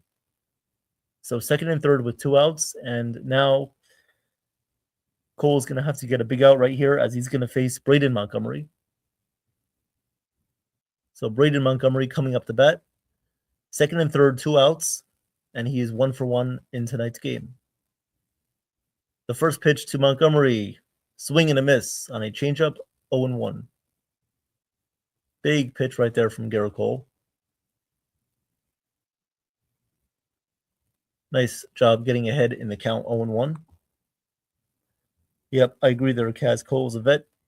He's going to work through this just fine. The 0-1 pitch, down low and away, 1-1. 1-1 here on Braden Montgomery.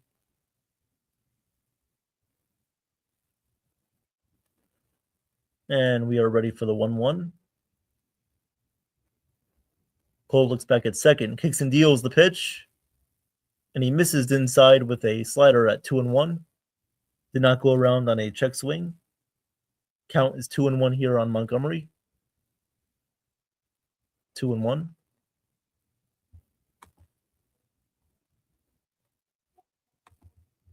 Here comes the 2-1 pitch to Montgomery. The pitch. Oh, he missed inside, 3-1. Luckily, the ball didn't get past Austin Wells. 3-1 here on Montgomery. Cole keeps falling behind some hitters in this at-bat, or in this inning. Fell behind Benintendi and Montgomery before, but luckily he was able to get those 2 guys out. Here comes the 3-1 pitch on the way. Cole deals, and this one is fouled back, 3-2. 3-2 here. Full count pitch coming up here to Montgomery. As Garrett Cole has thrown 25 pitches here in the bottom of the fourth inning. Easily the most amount of pitches he's thrown per inning in this game so far, at 65 pitches here in the fourth. So let's get through this batter and work through maybe 1 or 2 more innings if you're Cole. Keep throwing strikes. 2 outs, second and third, 3-2 count here on Montgomery. Yankees still have a 3-0 lead.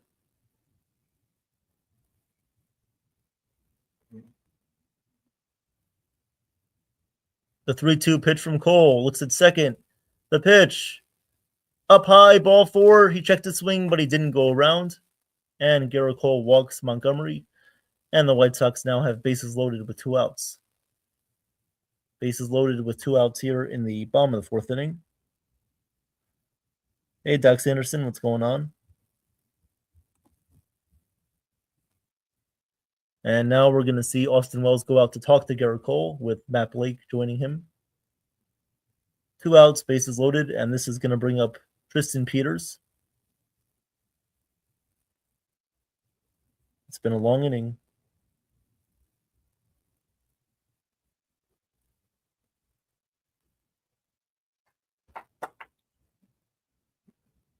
So a little meeting on the mound. Tristan Peters coming up to bat, who was hitting 280, but he struck out back in the second inning. 2 outs, bottom of the fourth.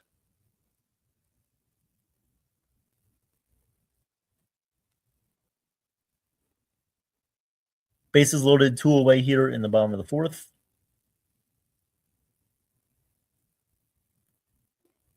And we're ready for this 2-out bases loaded at bat here. Cole sets and ready to deal the pitch. This one is down low, 1-0. 1-0 here on Tristan Peters. And you must throw strikes here to get ahead of him. Get him out. Attack these hitters. Here comes the 1-0 pitch, and this one is down low, 2-0. Cole is not locating his fastball right now. 2-0. Might go back to the off speed here just to get him back in the count. 2-0 pitch coming up here to Peters. Looks at second and deals the pitch. And that's a fastball in there for a called strike at 2-1. 2-1 here on Peters. 2-1 here. 2-1 is the count. And Cole ready for the 2-1. He kicks and deals the pitch. This one is grounded, but it's going to go foul. First base side. Right to the ball girl there in right field. So the count is now even at 2-2. Cole works his way back into this at bat. 2-2 is the count. Bases loaded, 2 outs. 3-0 Yankees on top. Here comes the 2-2 on the way from Cole. Cole sets, kicks, and deals the pitch. Fouled away. Count remains at 2-2. Went back to his fastball there at 99 miles per hour. Peters fouls it back, staying alive in this at bat. Cole has thrown a lot of pitches in this inning, now over 30 pitches. And he is at 71 so far in the game.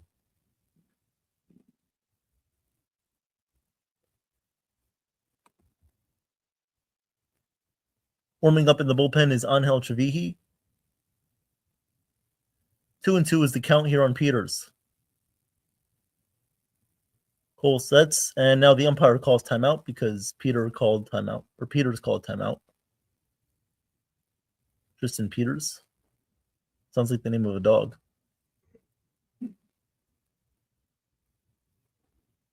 Peters set. The 2-2 pitch here to Peters. Cole sets, ready, using the pitch clock. And now he fires the pitch, and it's hit in the air to shallow left field. Going out is Rosario. He sees it, and he makes the catch. For the final out of the inning, Cole escapes major trouble. As the bases were loaded, Cole gets out of it. Yankees still have a 3-0 lead as he takes a big sigh of relief. And now we're going to go to the top of the 5th inning. Yankees on top 3-0. Coming up to bat is Austin Wells, Paul Goldschmidt, and then Ben Rice. So 9, 1, and 2 for the Yankees in their order. Quick update on the scoreboard. The Rays are still trailing the Rangers 4-1 in the top of the 9th. So now that game's going to the top of the 9th. Rangers have a 4-1 lead over the Rays. So the Yankees are in a good position to cut the AL East lead back to a game and a half if they shall win tonight. And hopefully the Rays go on to lose that one. Yep, Damon, it was a nightmare situation, but he was lucky to get out of it. Good for him of getting out of the situation there. The White Sox are a team that's, they're going to grind out at-bats. They're going to make you work for it. And it's not easy to face a lineup like the one that the White Sox have. So good on Cole for battling there and getting out of the jam. Sometimes you don't have your best stuff. Sometimes your stuff is not always going to put the best hitters away. But you keep working, you keep throwing strikes, and eventually you make good pitches, you're going to get out of it. Hey, JJW, what's going on? Yankees are going to win the World Cup. My prediction, thoughts, and prayers. Yep. They're going to win the World Cup. That's right, Chef Nick. They may also win the Olympics while they're at it. While they're at it too. Might win the gymnastics competition and the Paralympics too. Thank you, thank you, Nathan. Appreciate that.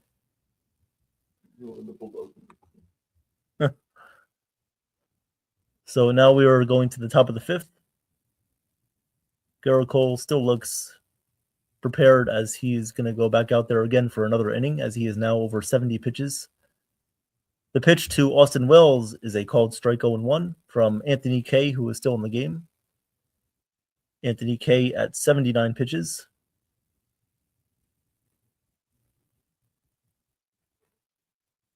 Always have to notice what Cole's facial expression looks like. If he's mad, angry, or happy like a puppy dog. Of course, Aaron Judge is there laughing as he always is. Always thinks everything is sunshine and rainbows. And the 0-1 pitch to Wells. And this one is hit in the air to left field, not deep. And right there to make the catch is Antonacci for the first out in the top of the fifth. One away. One away. Garrett Cole had 32 pitches in the last inning, which was the most in any inning that he's pitched in so far this year. So pretty impressive that he hasn't given up a run yet in this outing. Let's hope that that continues. So one out here in the top of the fifth, and now that will turn it over to Paul Goldschmidt. Goldschmidt is 0 for 2 on the night.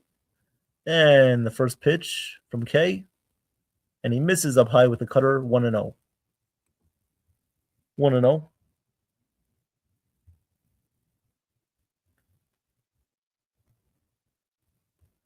And here comes the 1-0 pitch. Outside 2-0. Yes, so Chef Nick will try the best he can to join me hopefully on Saturday for the game against the Cubs. So stay tuned for that. Myself and Chef Nick most likely on Saturday with you guys calling the game. And then on Sunday, hopefully, you will also be joining for the deadline show. The 2-0 pitch is outside 3-0. So it's a 3-0 count here on Goldschmidt. The 3-0 pitch, outside ball 4. So K walks Goldschmidt on 4 pitches. 4 pitch walk there for Paul Goldschmidt. And we are in the top of the fifth. Runner on first base, 1 out.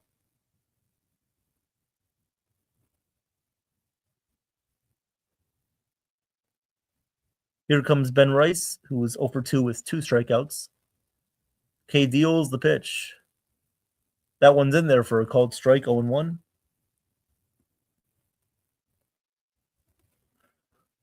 Yeah, Dax. Yeah, we know. No shenanigans, Dax. Here comes the 0-1 pitch to Rice. And Rice hits this one on the ground at first base. Goes to second for 1 and back to first. Not in time, so Rice is safe at first base. He beats out the throw there as the White Sox were trying to double him up. So runner on first base, 2 outs, and that will bring up Ahmed Rosario. Hey Dex, are you still planning to be on that show, the football show that we're planning to do in September? Are you still working on ideas for that show, or are you confirmed with that show? Because if you are, then you'll be covering the Minnesota Vikings. The pitch to Rosario is outside 1-0. 1-0 here on Ahmed Rosario. So that's already confirmed for the football show coming up in October. Let us know. The 1-0 pitch to Rosario is in there for a called strike, 1-1. 1-1 here on Ahmed Rosario.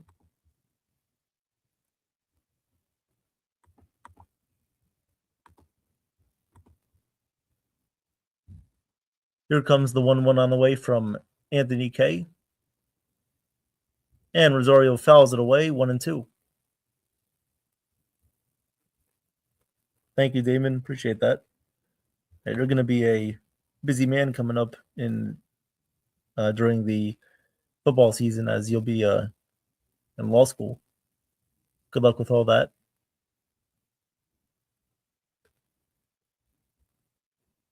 So the count is 1-2 here on Rosario. K is at 89 pitches here in the top of the fifth.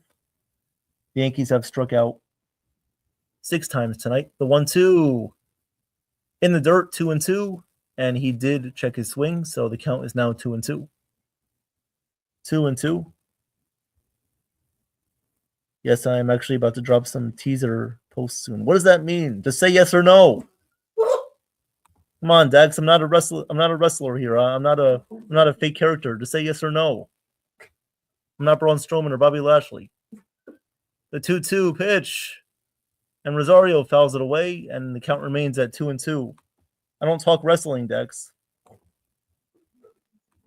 See or no? It's like that show with Poppy. See or no? And Dan Liebetard. The Liebetard show. Yeah. The Dan Liebetard show. The 2-2 pitch to Rosario.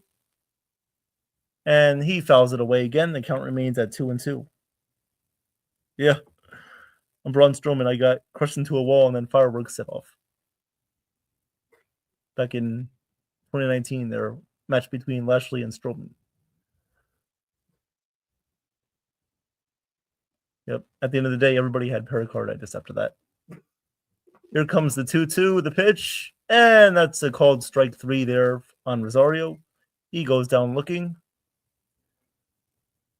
So that will do it for the top of the fifth. We're going to go to the bottom of the fifth inning. Coming up for the White Sox is Chase Mydroth, Drew Romo, and Sam Antonacci. So that's who's coming up to bat for Chicago in the bottom of the fifth inning.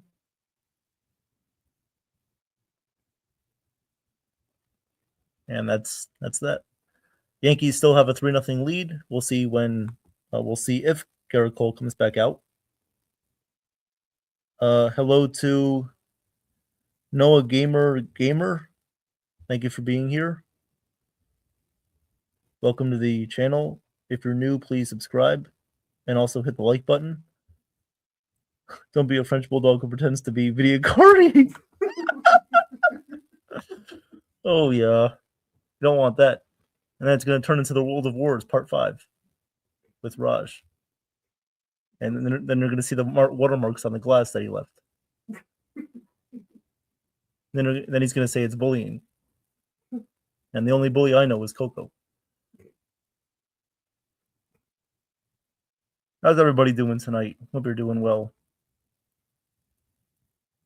Thank you guys for hitting the like button and subscribing to the channel. Once again, we're going to have the remainder of the Yankee games this week covered on the channel. And then on Sunday is our trade deadline preview show. And then on Monday is the trade deadline show all day long from 10 a.m. to 6 p.m. that night. And we're also going to have the Yankee game that night for you guys as well. So we are a nonstop wrecking crew here. We do whatever it takes, just like what Imagine Dragons says. Yes, thank you, Charles, for the update. The Rays are down 4-1 in the bottom of the ninth. 0-2 is the count here on Cedric Mullins, as I'm actually watching the game now. We are doing an event with the French Bulldog this weekend. It will be signing autographs and taking pictures with fans. Oh, yeah. Gotta love it. And the first pitch to Mydroth is outside 1-0. Thank you guys for liking our humor tonight. So Mullins grounds out. There's one away here in the Rays game. The pitch to Mydroth is in there for a called strike, 1-1. Yep.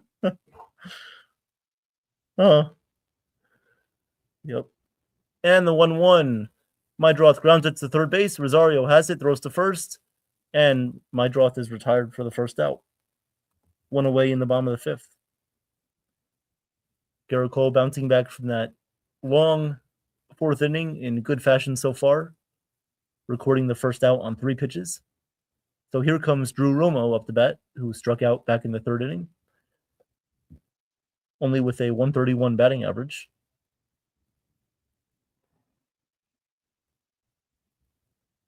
One out in the bottom of the ninth inning for the Rays. The pitch to Romo is inside 1-0. There's a crazy thing going on around Fenway. The birds have started flying upside down over the field. The locals are saying it's because there isn't anything.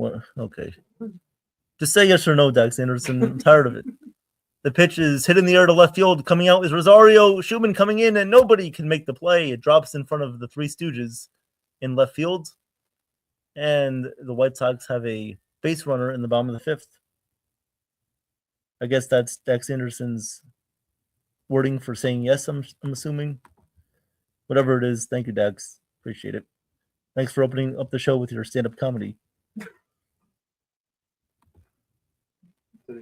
Damon says Rodon is pitching tomorrow in Somerset. I would have been at the game if it... Oh, okay. Yeah. Rodon is... He has a outing tomorrow with the Patriots. The pitch to Antonacci is fouled away, 0-1.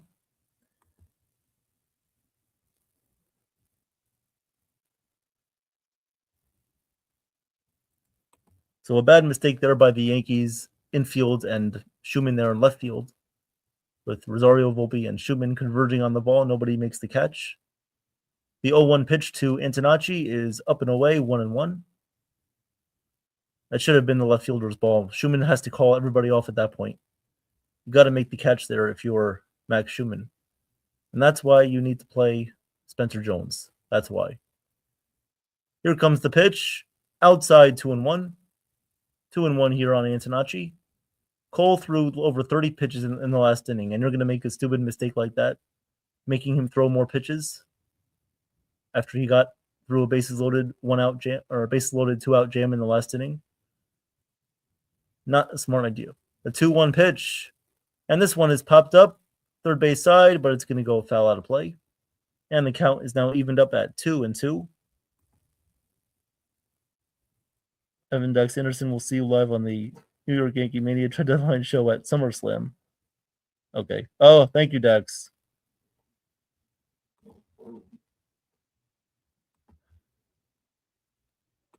How are your Minnesota Twins doing? The 2-2 on the way to Antonacci, the pitch. And this one is hitting the air to right center field. Moving over is Grisham, and he makes the catch. 2 outs here in the bottom of the fifth. I'll check on your Minnesota Twins right now, Dax Anderson. The Twins are currently losing 2-1 to the Royals. 2-1 Royals in the bottom of the sixth. Or sorry, top of the seventh now. Top of the seventh, Royals have a 2-1 lead over the Twins. What moves do you think the Twins will make at the deadline, Dax Anderson? Here comes the first pitch to Murakami, and this one is in there for a called strike 0-1.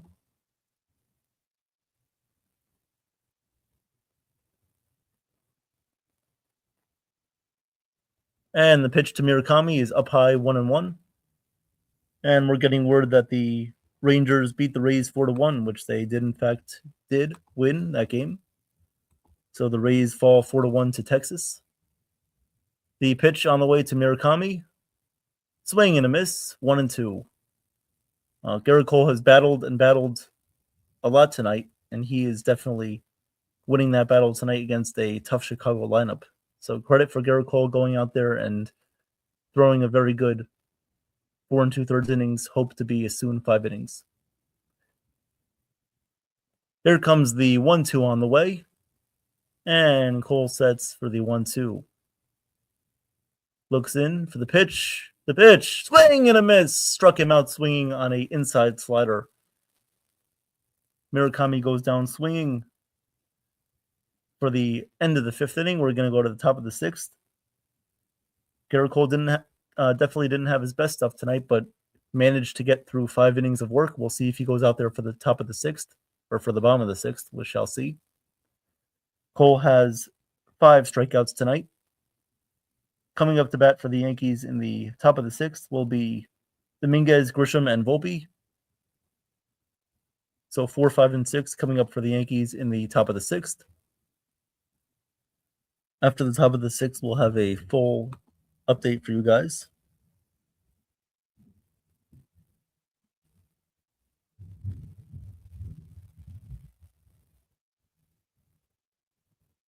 Yep. Thank you guys for being here tonight. Appreciate it. Thank you for hitting the like button and subscribing. Tomorrow morning, Joe will be live on YouTube Live tomorrow morning at 8 a.m. tomorrow morning. So join Joe for another morning of Yankee Talk trade deadline preview show tomorrow at 8 a.m.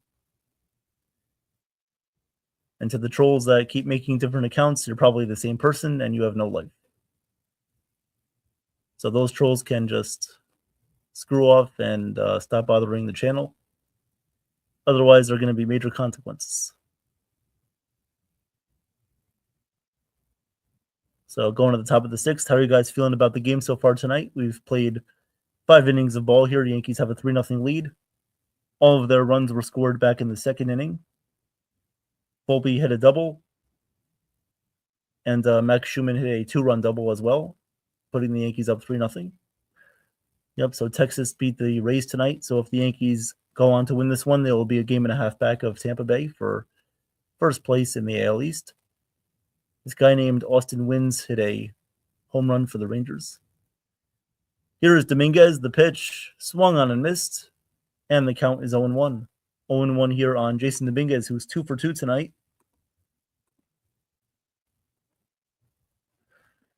And the 0-1 pitch inside, and it actually hit Dominguez on the foot area there, on his right leg foot area there on Dominguez. So he takes first base.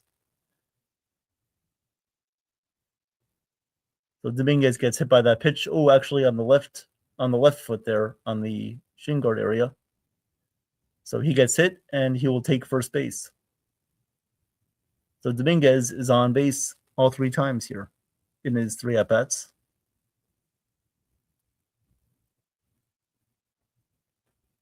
Around the majors, Machado, 333 average, 5 home runs in his last 14 games. Lindor, 375 average in his last 8 games. Chris Sale, 2-0, 1.69 ERA in his last couple starts. The pitch to Grisham, this one is lined, but it's going to go foul, first base side. Hit it hard, but pulled it foul. Warming up for the White Sox is Hicks.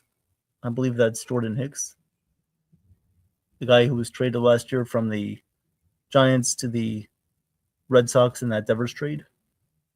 And then he was signed by the White Sox.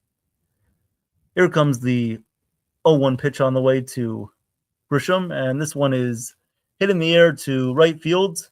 Going back is the right fielder going back on the warning track, and Montgomery makes the backhanded catch on the warning track for the first out. What looked as if it was an easier play, the ball kept traveling there in right center field, but Braden Montgomery was still able to make the play. So there's 1 out here in the top of the 6th inning, 1 away. And that will now bring up Anthony Volpe.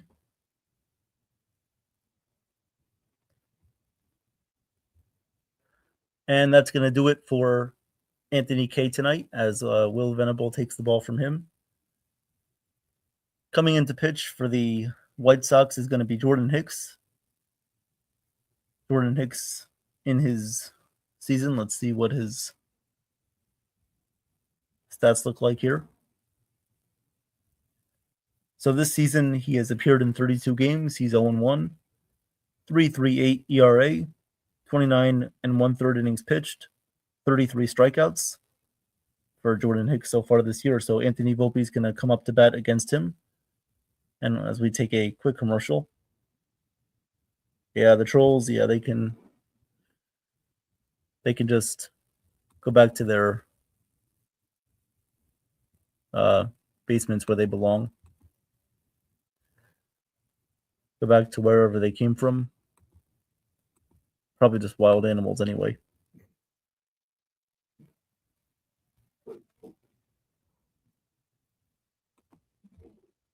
Yep. So how you guys doing? Thank you for the likes tonight. Appreciate that. Trying to get to at least 20 to 25 likes. I'm sure we have over 20 likes right now. What moves you guys see the Yankees making at the deadline, if any moves? We'll have all-day coverage of the deadline coming up on Monday. Oh, we have 20 likes. So thank you guys for 20 likes tonight.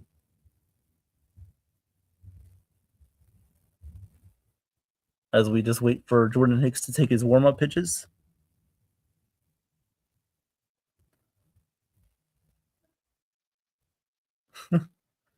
Yeah, the Peter Griffin jokes gotta stop. Don't know why people are so obsessed with Peter Griffin. Now here comes Volpe against the right-handed Hicks. And the first pitch on the way. Volpe takes the first pitch for a called strike, 0-1. 0-1 here on Volpe. He's 1 for 2 tonight with an RBI double in the second inning. And Hicks ready for the 0-1. The pitch. Down low, 1-1. Dominguez takes off for second base. And he gets there, makes it in safely to second base. Stolen base by Dominguez. As we mentioned earlier, he does have a lot of speed and athleticism. He takes second base right there. Good throw by Romo, the catcher. But Dominguez was too fast and he stole the base. Got his hand in there. And good job by Dominguez also staying on the base throughout his slide. His hand and foot were still on the base as he was sliding across the base there. So runner on second base, 1 out. It's going to be under review. This is not going to be overturned. Waste of a challenge by the Sox.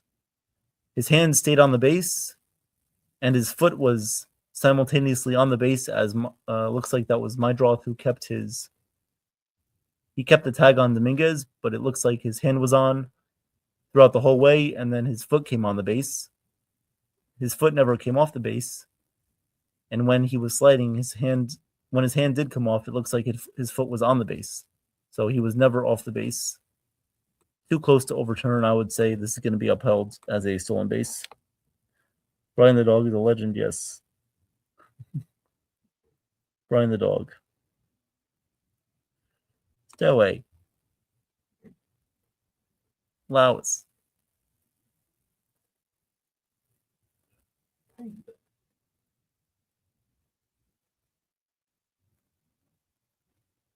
All right, so they're still looking at this one under review.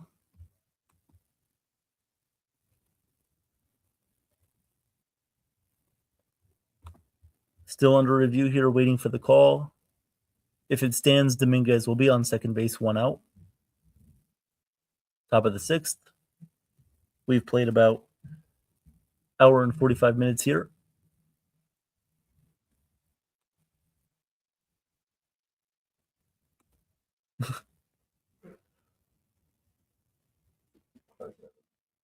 Crash Adams.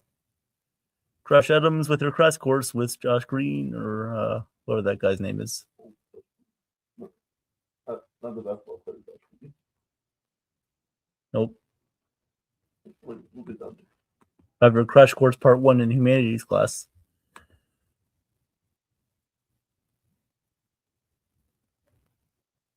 Yeah, exactly, below. That's what they got to do. That's what they got to do. So runner on second base, and the call is upheld on the field. Dominguez is safe. Runner on second, 1 out. 1-1 is the count here on Volpe. The pitch is down low, and the count is now 2-1. 2-1 here on Volpe.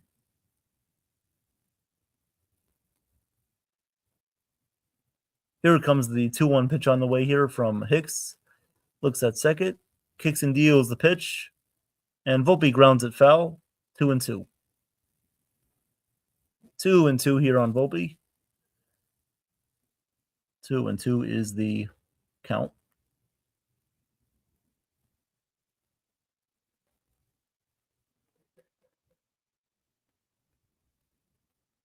Two and two.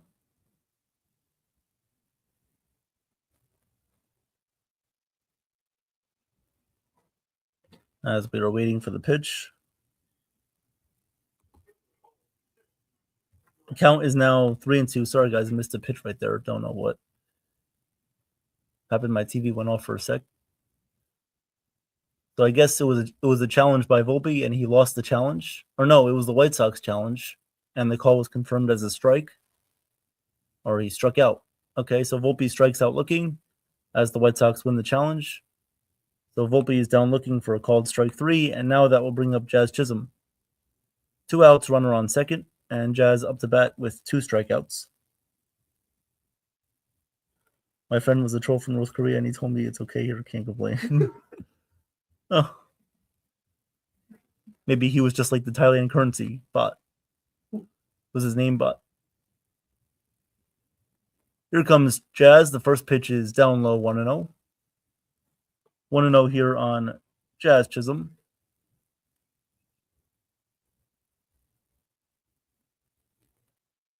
And looks like they're gonna intentionally walk Jazz Chisholm.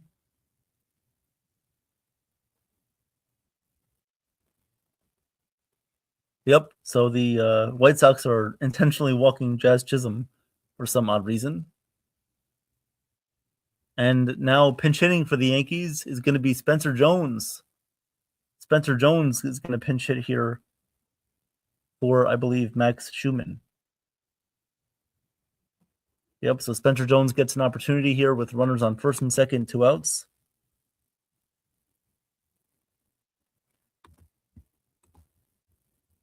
Jazz at first, and Dominguez on second. Spencer Jones coming up the bat. So he gets an opportunity here.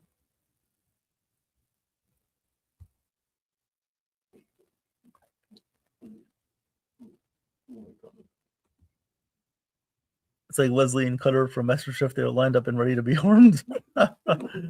That's right, Jason. And the pitch to Jones is in there for a strike 0-1. Yep. Leslie and Cutter. Don't want to be called in a you don't want to be trapped in a cage match with those two. The 0-1 pitch is swung on and missed. Jones swings through a 100-mile-per-hour fastball, 0-2. 0-2 here on Spencer Jones. Hicks is throwing very hard right now. And here comes the 0-2 to Jones. The pitch, swing and a miss. Struck him out swinging there on a fastball at 100 miles per hour. A 1-2-3 at bat there to Spencer Jones. 1-2-3 pitches. 1-2-3 pitch at bat there. And now we're going to go to the bottom of the 6th. Coming up to bat for the White Sox is Miguel Vargas, Colson Montgomery, and Andrew Benintendi. So Vargas, Montgomery, and Benintendi coming up to bat for Chicago. Let's do a scoreboard update while we have the opportunity to.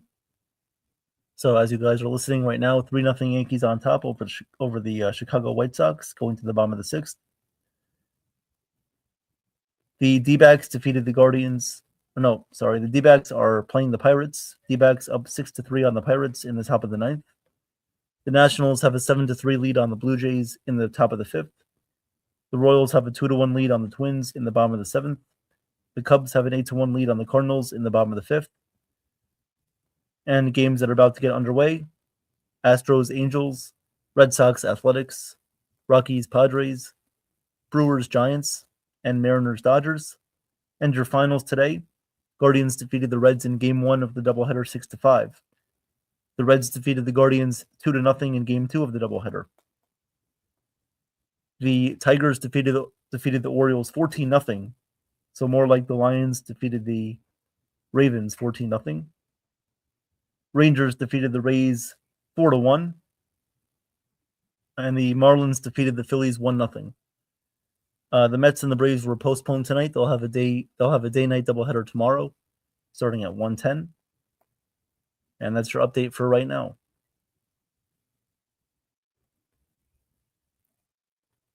So bottom of the 6th, we are ready to go. Let's see if Garrett Cole is back out there. I'll let you guys know if there was a pitching change. Name that Yankee. Oof. He was a pitcher. He was on the Yankees in 2003, 2004. Not sure who it is. Joe probably knows. All right, so Garrett Cole is back out there for the sixth. The first pitch to Vargas in there for a called strike, 0-1. Cole is still in the game with 87 pitches tonight. Breaking news here from Joe. Curtis Mead, just quiet from the Red Sox, suffered a broken wrist playing his first game with them. Oh, wow. That's a heartbreaking injury right there for the Red Sox as they acquired Curtis Mead from the Nationals for Connerly Early. Here comes the pitch to Vargas. This one is lined to left field down the line, and it's a foul ball. Just misses the fair territory point, and the count is now 1-1. 1-1 here on Vargas. Hopefully the Yankees will trade Dax Anderson instead of Dax Kilby. Oh, chef. And the 1-1 is popped up in the air to shallow right field. Coming over is Goldschmidt. He backpedals, finds it, and he makes the backhanded over-the-shoulder catch, one away. Makes the catch over the shoulder, and there's one out here in the bottom of the sixth. Oh, chef, wow. I think you just intimidated Jack Sanderson so hard he fell to his back and couldn't get up. He got pinned, and he just got eaten by a tiger in the cage. It's more heartbreaking than Elise on Hell's Kitchen. Yep, that's right, Damon.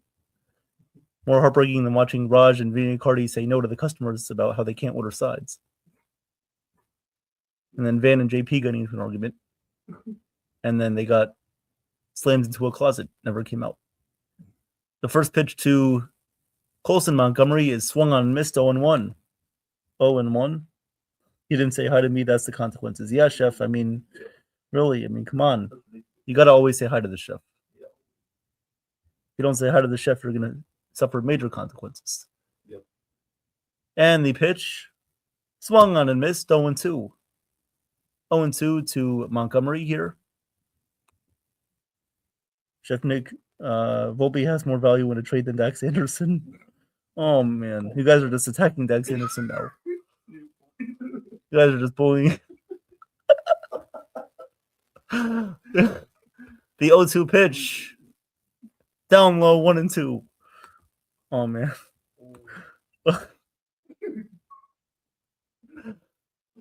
Dax Anderson getting run out of the building right now.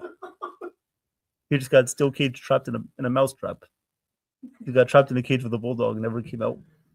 The 1-2. Swing and a miss. Montgomery goes down swinging. 2 away. 2 away here in the bottom of the sixth inning. Oh man. This is funny. And Dax, if you're listening, no hard feelings. We always appreciate you, Dax Anderson. 2 outs, bottom of the sixth. The first pitch to Benintendi, and this one is hit down the left field line. It's a fair ball going into left field. Spencer Jones plays it out there off the carom, and he throws it in. Benintendi will have a 2-out single. 2-out single. Dax can't give a yes or no answer. He has to go through a tornado to fight the Wicked Witch of the West. Ooh. Oh, man. Hey, T-Road. What's going on? You just came into a firing squad session of the chat just roasting Dax Anderson. I have a question. The Blue Jays are selling. Why don't we pick up Louis Varland? This guy pitched the other day, 105 miles per hour. That would be an interesting ad there for the Yankees in their bullpen. I think Louis Varland, the Yankees can get him on the cheaper side. So, yes, I would be interested in Louis Varland. Throws hard. A guy that just needs a little bit more seasoning in his command. And the pitch on the way to Montgomery is fouled away, 0-2. Oh, it's Jose Contreras. Thank you, Bronx.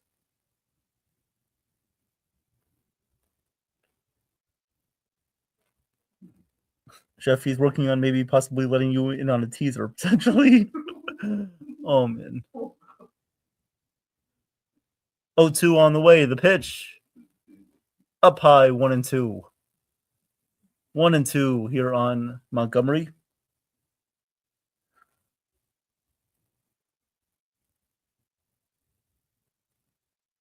1-2. Bottom of the 6th inning. 2 outs, 1-2 count on Braden Montgomery. Cole is at 97 pitches here in the bottom of the 6th, looking to get through 6 very strong innings. And here comes the 1-2 pitch. Cole deals the pitch. Missed down low with a slider, and the count is now 2-2. 2-2.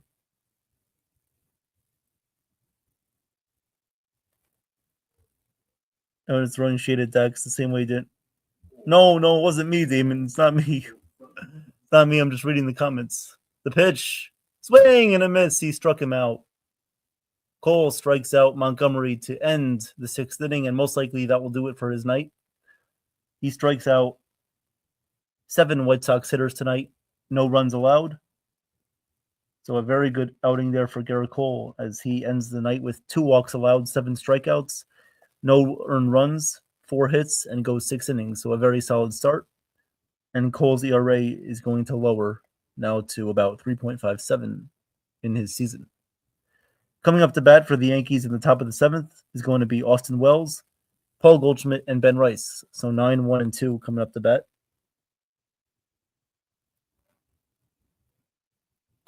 And thank you guys for being here. Appreciate it. You guys have made this a very fun stream so far tonight. Thank you very much.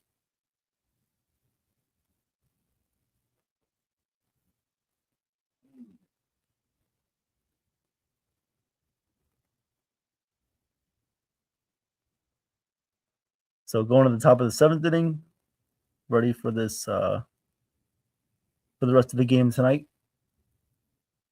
Hopefully the Yankees hold on and win this one. It would be a good victory to get as the Rays lost to the Rangers tonight, 4-1. So a good time for the Yankees to pick up a game on them. Dex is getting roasted by you guys so hardly that you couldn't even come out of a steel cage match.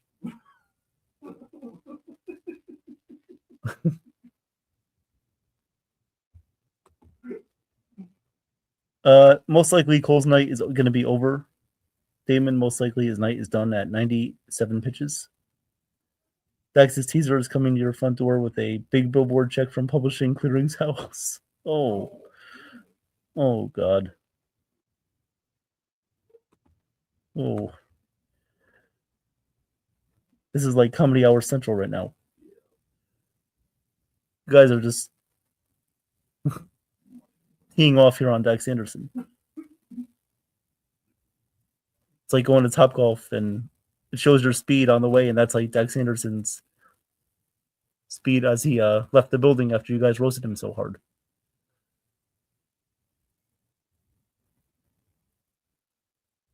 So here comes Austin Wells. We all like to make fun of Austin Wells. The first pitch, and this one is up high 1-0. Pitching now for the White Sox is the left-handed pitcher. I'll get to his name in 1 second. And the 1-0 pitch on the way. And this one is in there for a called strike, 1-1. The pitcher in for the White Sox is Tyler Schweitzer. 3.78 ERA, 16 2/3 innings pitched, 5 walks, 8 strikeouts. And the pitch. Swing and a miss, 1-2. Oh, what's going on now? Dax is like a bowling ball that keeps rolling down the lane. Dax Anderson from the top rope. Did Dax Anderson come back with the... No, okay.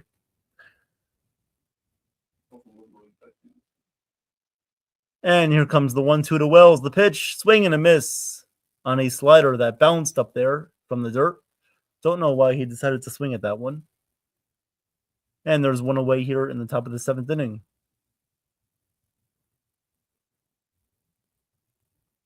Austin Wells more like Dax Anderson. Wells has more trade value than Dax. He's Dax the Fax Anderson. And the first pitch to Paul Goldschmidt is a check swing. Did he go around? No, he did not. The count is 1-0. 1-0 here on Paul Goldschmidt. Top of the 7th inning, 1 out. I trade Dax for new Sharpie. The 1-0 pitch in there for a called strike, 1-1. 1-1. And this one's going to be challenged by Goldschmidt, and he loses the challenge as the pitch was a strike confirmed by the ABS. And the count is now 1-1.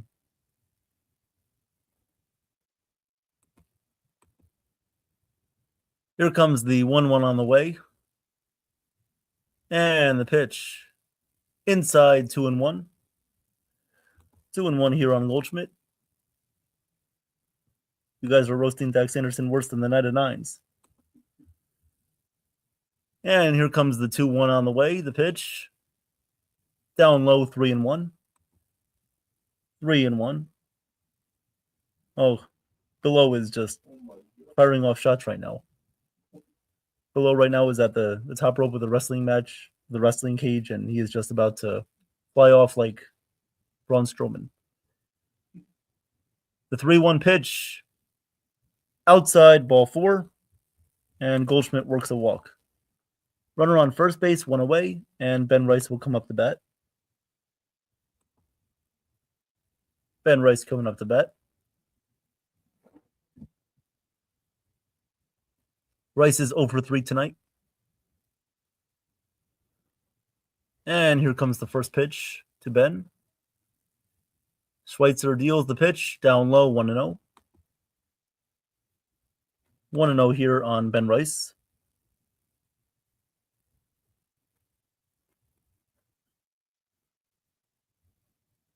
Here comes the 1-0 pitch on the way. And Schweitzer deals. This one is outside, 2-0. 2-0 on Rice. Dax is the new day, but the difference is his tricks are getting old pretty early. Oh, man. 2-0 count on Rice. And Rice calls timeout. Goldschmidt is at first. 1 out in the top of the 7th inning. Yankees still have a 3-0 lead. It's been the same way since the 2nd inning. It's been that way since the 2nd. And here comes the 2-0. The pitch. Rice swings and misses over a slider, 2-1. 2-1.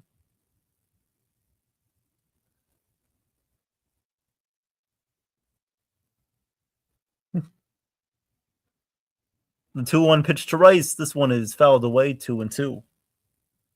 New day, more like yesterday's old milk sitting on the table. Oh. Oh, God.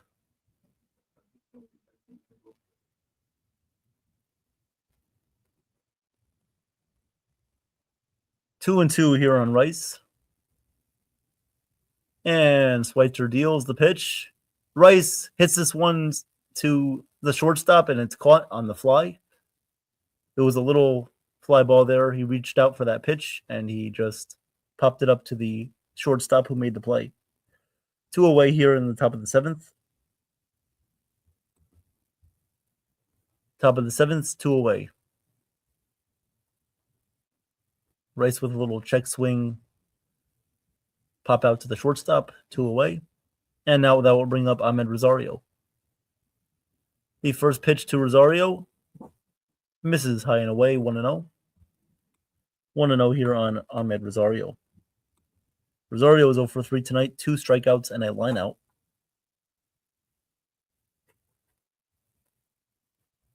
Here comes the 1-0 pitch, and this one is hit on the ground up the middle, and it's going to go through to center field for a single. Rounding second and going to third base is Paul Goldschmidt. So Goldschmidt is at third, and Rosario is at first with a 2-out single. Runners on first and third with 2 away. So Goldschmidt goes from first to third with 2 outs, running on contact.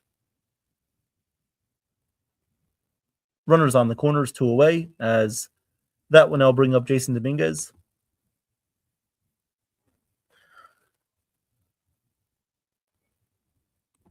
And I believe if you guys missed it, Dax was actually on for an interview a few months ago. Dax was actually on for a interview last month in the beginning of June. If you guys missed that, go check it out.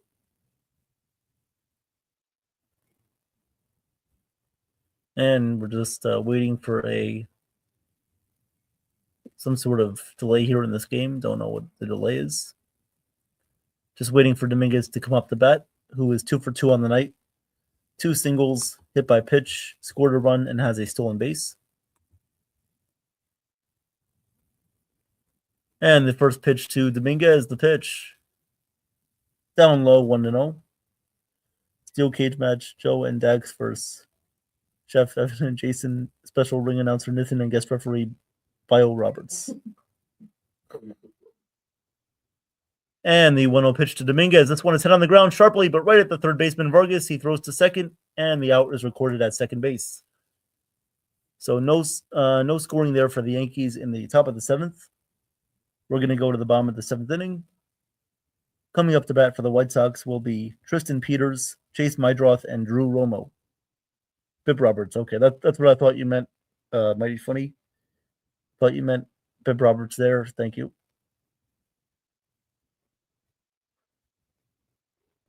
So Yankees with a 3-0 lead. We're going to go to the bottom of the 7th. Garrett Cole's night is over. Let's read his final line. So Garrett Cole tonight went 6 innings pitched, allowed 4 hits, 0 earned runs, 2 walks, and had 7 strikeouts. His ERA is now 3.57. So great job, Garrett Cole. Even though he didn't have his best stuff tonight, he was able to battle through 6 innings of no-run ball. Joe versus Jason in a sumo match. I bet money on it. Yep, it's going to be like Saturday Night Fight Night. Joe would beat me, to be honest. I don't know. It'd be close.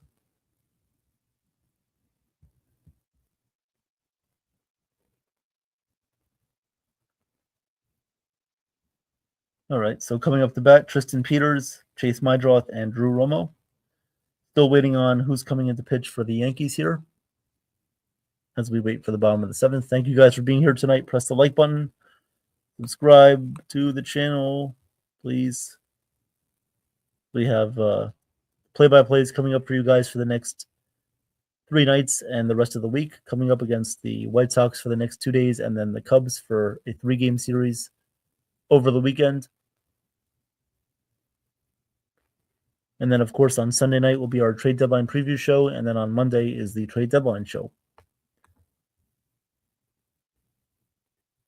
That's right, Mighty Funny. That's right. So into pitch for the Yankees now is Angel Chavihi. He has a 0.71 ERA in 11 games so far this year. 12 2/3 innings pitched. And the first pitch to Tristan Peters is a fly ball down the right field line, but it's going to go foul. And the count is 0-1 here on Peters. Oh, yep. Thank you for making it fun tonight below. Appreciate that. Been very fun. Thank you below. And here comes the 0-1, the pitch. And this one is hitting the air to right field again. And it's going to be a foul ball, 0-2. So Chavihi's best pitch is his changeup, and he is clearly utilizing this changeup right now against Romo.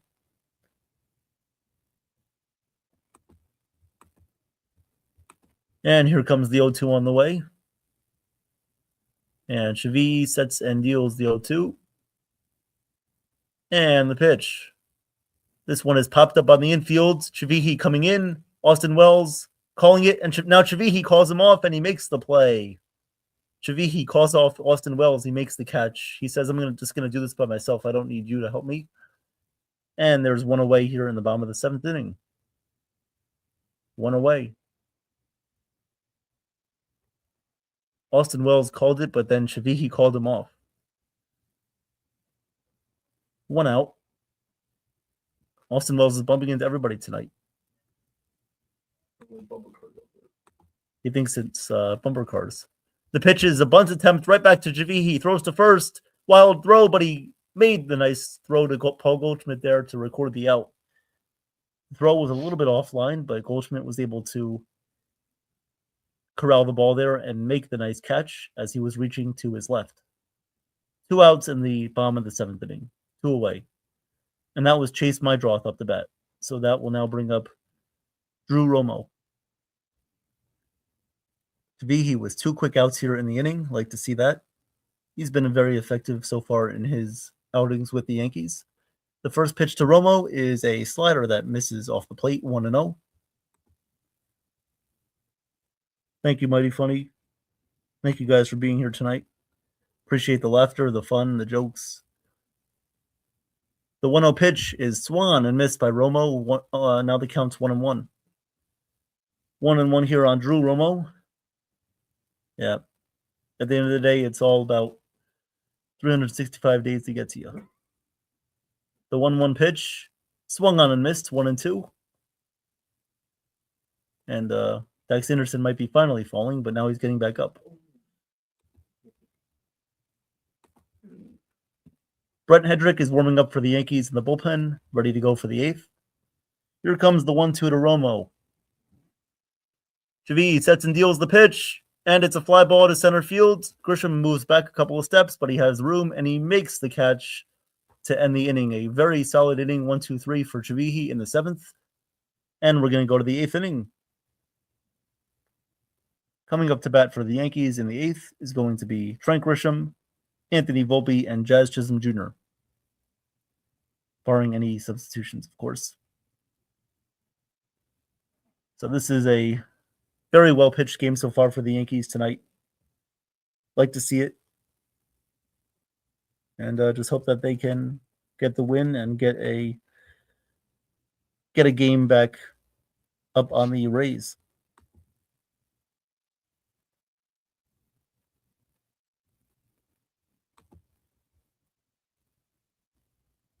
So thank you guys for being here. Appreciate it.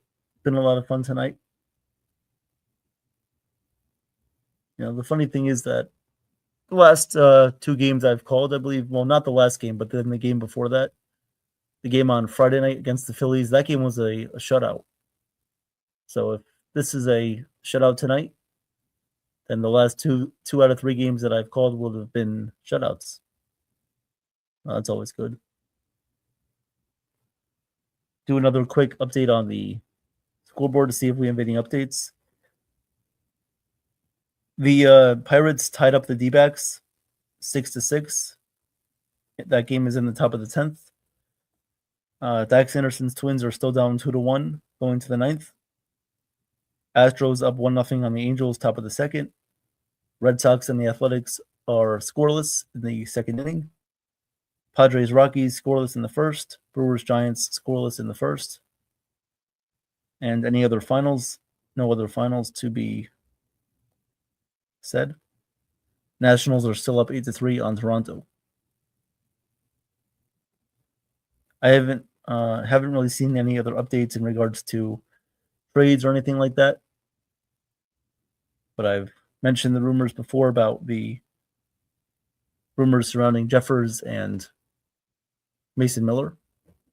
And the pitch to Grisham is in there for a called strike 0-1.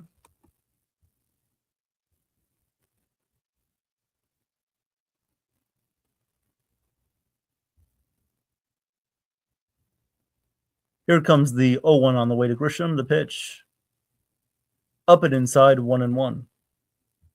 1-1.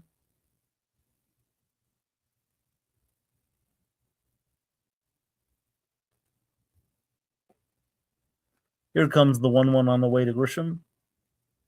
And the pitch. Grisham lines it down the right field line, but it's going to be a foul ball. And the count is now going to be 1-2. 1-2 here on Frank Grisham. 1-2. 1-2.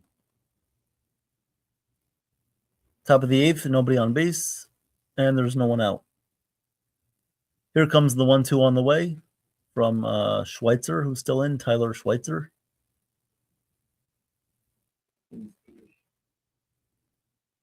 And here comes the 1-2.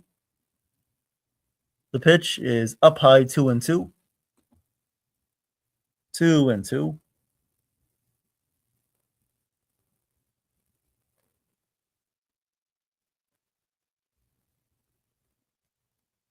Here comes the 2-2 of the pitch. And this one is high, 3-2. 3-2 here on Trent Grisham. 3-2 on the way. Here comes the 3-2. And the pitch. Fouled away. Count remains 3-2. 3-2 on Trent Grisham.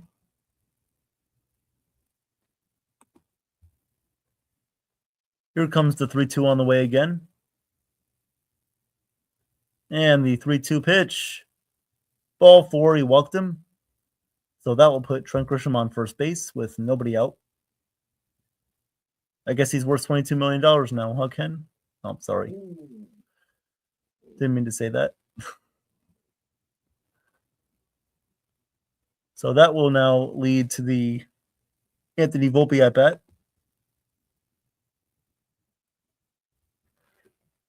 And here comes the first pitch on the way.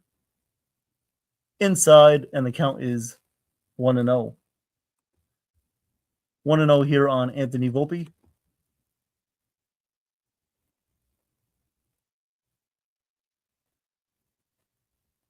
And here comes the 1-0 pitch.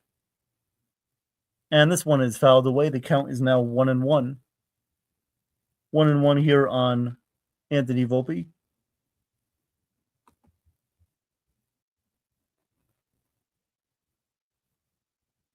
And 1-1 on the way. And Schweitzer deals the one pitch. Up high, 2-1. 2-1 here on Anthony Volpe.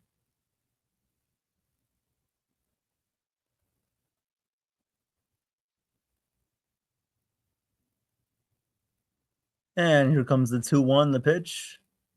This one is lifted in the air to shallow left center field. Moving back is Mydroth, and he makes the catch. He made the basket catch there in left field for the first out in the 8th inning. 1 away here in the top of the 8th inning. Yep, it's like moving into a one direction. Instead of moving into a one direction, we're moving now into a 2 direction and 3 direction. So that will bring up Jazz Chisholm. And the first pitch from Schweitzer. Outside, 1-0. 1-0 here on Jazz Chisholm.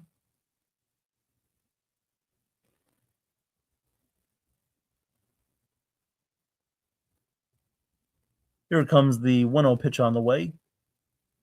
And the pitch is hit on the ground, right to the first baseman. He steps on first, throws to second, and Montgomery tags Grisham at second base for the 3-6 double play. So that's a double play there. Nice double play there, initiated by Murakami, the first baseman. So that'll do it for the inning. We're going to go to the bottom of the 8th inning. Bottom of the 8th. And coming up to bat next for the Chicago White Sox.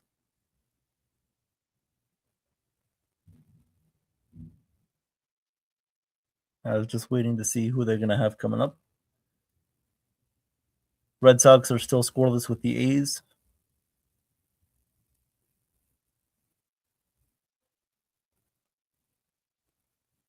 Coming up for the White Sox will be Sam Antonacci, Monotaka Murakami, and Miguel Vargas. So 1, 2, and 3 for the White Sox. Most likely coming in for the Yankees is going to be Brent Hedrick for the bottom of the 8th inning. Bottom of the 8th coming up.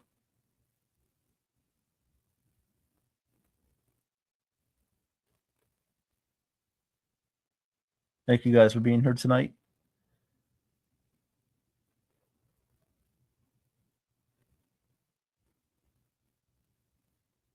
It's a new day. It's a new day.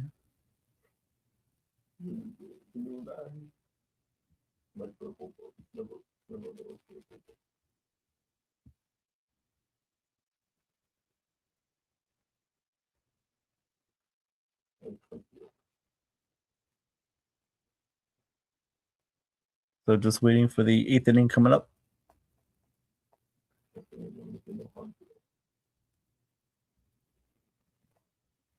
Red Sox just struck out there, so the inning is over. Going to the bottom of the 2nd in Sacramento.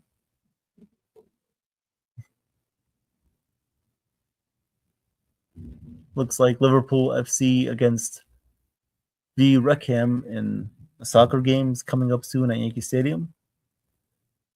Don't care about that. Brent Hedrick coming in to pitch for the Yankees, 1.35 ERA, 53 innings pitched. And he has been a very reliable pitcher for the Yankees this year out of the bullpen. And the first pitch on the way to Grichuk is popped up. Didn't even have time to say that he was pinch hitting. Running in to make the catch from right field is Dominguez. One away here in the bottom of the 8th. So Randall Grichuk pitch hit for Sam Antonacci. And he popped out on the first pitch. So now that will bring up Munetaka Murakami with one away here in the 8th inning. Nobody on base.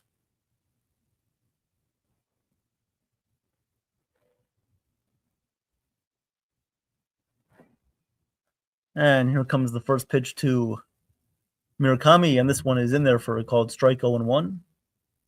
0-1 here on Munetaka Murakami.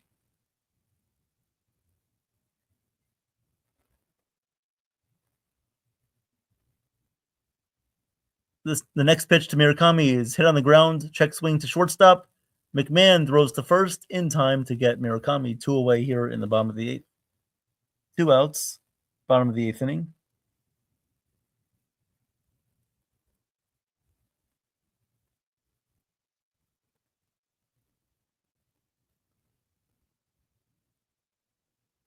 Two away here in the bottom of the 8th inning, as that one I'll bring up Miguel Vargas. 2 quick outs here for Hedrick. Here comes the first pitch to Vargas, and this one is line to left field, and it's going to land in front of Spencer Jones for a base hit. 2 out base hit there for Miguel Vargas. And the White Sox have, I believe that's their 4th hit on the night. So 4 hits for Chicago. 3-0 Yankees still on top. Montgomery is coming up to bat. Fernando Cruz is warming up in the bullpen. And the pitch to Montgomery is hit on the ground over first base. Jazz has it, throws to first, and in time to get Montgomery at first base. Wow, so the ball went over Paul Goldschmidt's 60-year-old head, and it went to Jazz Chisholm, who was covering ground there for Paul Goldschmidt on the outfield shallow grass there. He made the nice play, threw to first, and got Braden Montgomery out. That was Colson Montgomery.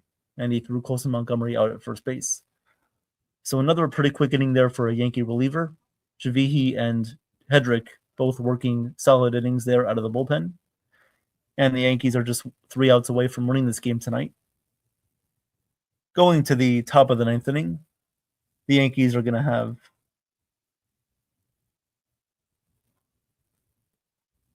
let's see.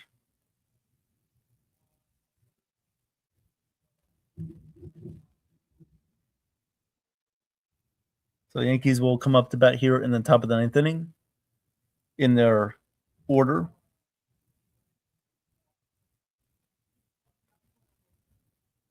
So we'll see what the Yankees can do. Yankees coming up to bat.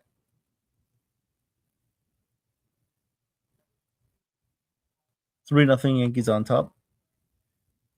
Thank you, Chef. Thank you, Chef, for acknowledging that. Appreciate that. Thank you for the compliment. Come few and far between. Thank you very much. Thank you guys for being here tonight. Appreciate it. Continue to press the like button and subscribe to the channel. And yes, that's right, Chef. A lot of stuff coming up this week. The rest of the play-by-plays here on the channel. And then we'll have the trade deadline preview show on Sunday night. And then we'll have the trade deadline show on Monday as well with guests during that show. Howie Carpin, Logan Morrison, just to name a few. Bip Roberts, which Nathan announced tonight. He will be also on the show as well. And here comes Spencer Jones up to bat. The first pitch is down low and away 1-0 here on Spencer Jones. Spencer Jones up to bat. Here comes the 1-0 pitch. And this one is hit in the air to left field, but it's going to be foul out of play. Yep, thank you, Damon. And thank you to Jim as well. Thank you, Jim and Damon. Here comes the 1-1 pitch on the way. And Charles was right. It is Jose Contreras who was the name that Yankee. Here comes the 1-1 on the way. The pitch, swing and a miss by Jones, 1-2. 1-2 is the count now on Jones. Schweitzer is at 34 pitches here in the top of the ninth. Here comes the 1-2 on the way to Jones. The pitch, and Jones hits this one in the air to left field, but it's not going to carry far enough to the warning track, and Grichuk makes the catch for the first out. One away here in the top of the ninth. One away, top of the ninth, and now that's going to bring up Austin Wells. Austin Wells coming up to bat.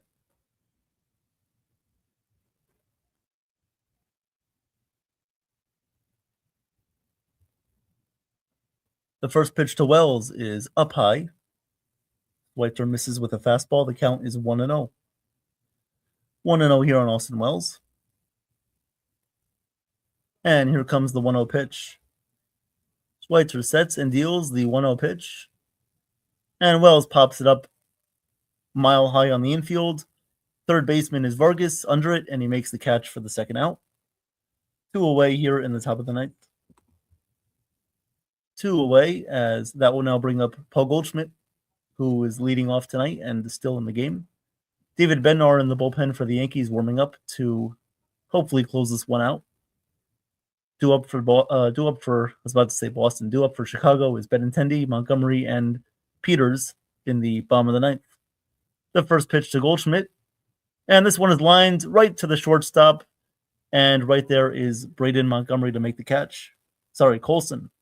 Colson Montgomery makes the catch at shortstop, and that will do it for the inning there. Yankees go down 1-2-3.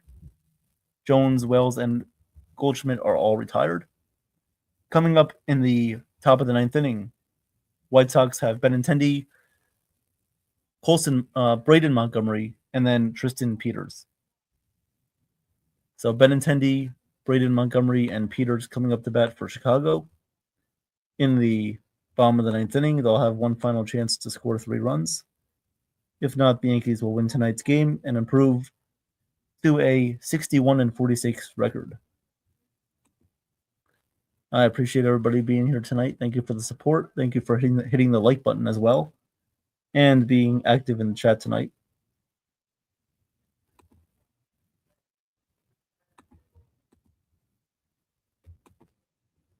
Red Sox are trailing the Athletics 1-0 in the top of the second, or the bottom of the second. 1-0 Athletics in the bottom of the second in that game.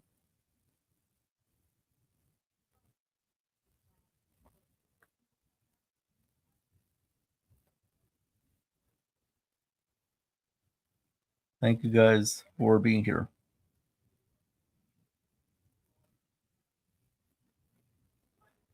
Been a good game so far. Garrett Cole was great tonight. 7 strikeouts, 6 innings pitched.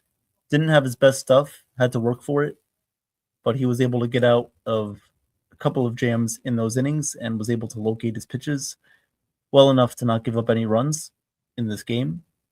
And the Yankees offense, even though they've only scored 3 runs and they were all in the second inning, they have been getting on base, and they've had more people contributing to the lineup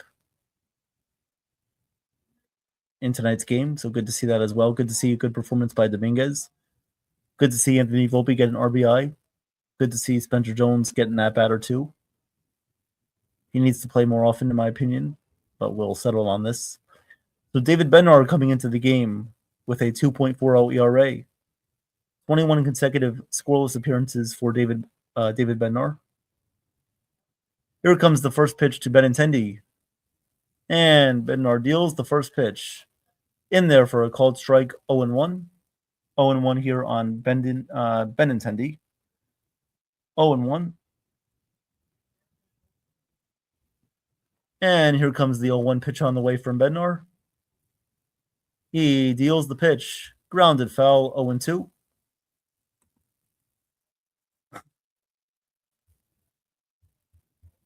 Jason says Helen Keller might not be able to be blind anymore by the time Hell Freeze is over. Liam Hicks of the Marlins. Okay. Yeah, he's one of their young players. He's an okay offensive player. Do have to look at what he's batting this year, though. The 0-2 pitch swung on and missed. He struck him out on a splitter. Bednar gets Benintendi fishing on that one. And Benny does not go boom tonight. So there's one out here in the bottom of the ninth. As we are now going to see Braden Montgomery come up to bat. Here comes the first pitch to Braden Montgomery. Bednar deals the pitch. And that one is caught in there on the outside corner for a called strike 0-1. 0-1 here on Montgomery, who is 1 for 2 tonight with a single and a walk. And here comes the 0-1 on the way. The pitch swung on and missed 0-2. That is a nasty splitter from Bednar, and he gets Montgomery to chase 0-2. 0-2 here. But a rumor going around is the Yankees currently carefully considering Dax Anderson of WWE NXT. The 0-2 pitch to Montgomery is down low 1-2. My guy in Seattle was talking about that earlier today, but nothing serious yet. All these front offices know what everyone else is doing. Yep. Here comes the 1-2 to Montgomery. Bednar deals the pitch. And this one is down low 2-2. Got to sign Dax to a contract right away. Yep. Well, we'll give him the league minimum. Maybe the dog minimum. Here comes the 2-2 on the way from Bednar.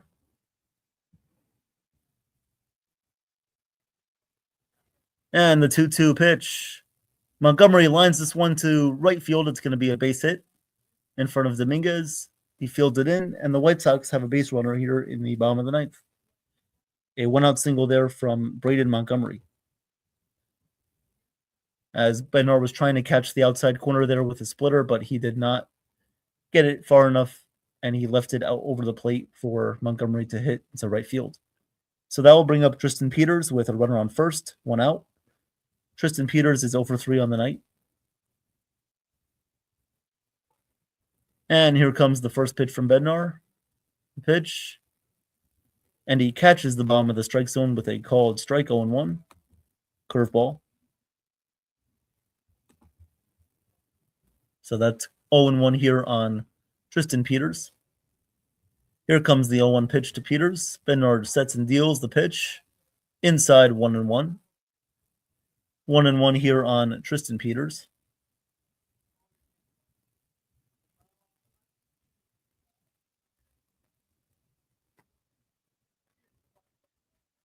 Here comes the 1-1 on the way here from Bednar. Bednar deals the pitch.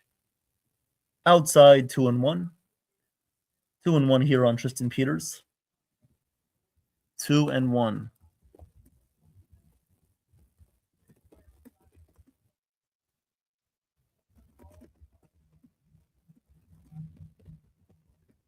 Here comes the 2-1 pitch to Peters. Swing and a miss. And the count is now 2-2.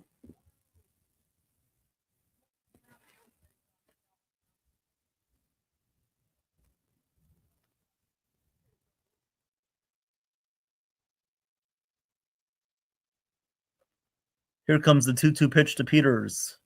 Bednar deals the pitch, and that one just misses the inside corner, but looks like Wells might want to challenge it. 3-2, full count on Peters, barring a challenge from Austin Wells. The challenge, oh, he won the challenge. It's going to be overturned for a called strike 3. Austin Wells gets that challenge correct. Wait, I thought the Yankees didn't have any challenges left. I thought they didn't have any challenges left, but I guess they got one to spare. So Wells does win that challenge. And there are 2 outs here in the bottom of the ninth, 2 away.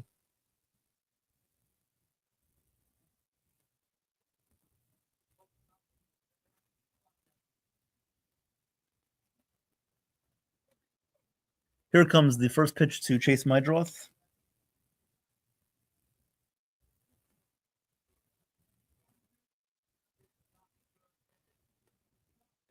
The first pitch, and this one is outside 1-0. And stealing second base is Braden Montgomery on the defensive indifference. That run does not mean anything. Count is 1-0 here on Montgomery. Sorry, Mydroth. And the 1-0 pitch to Mydroth. Swung on and missed, 1-1.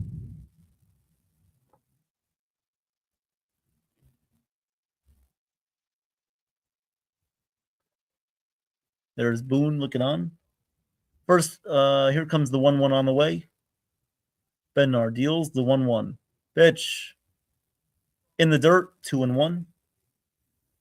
2-1 here on Chase Mydroth with a runner on second base, 2 outs.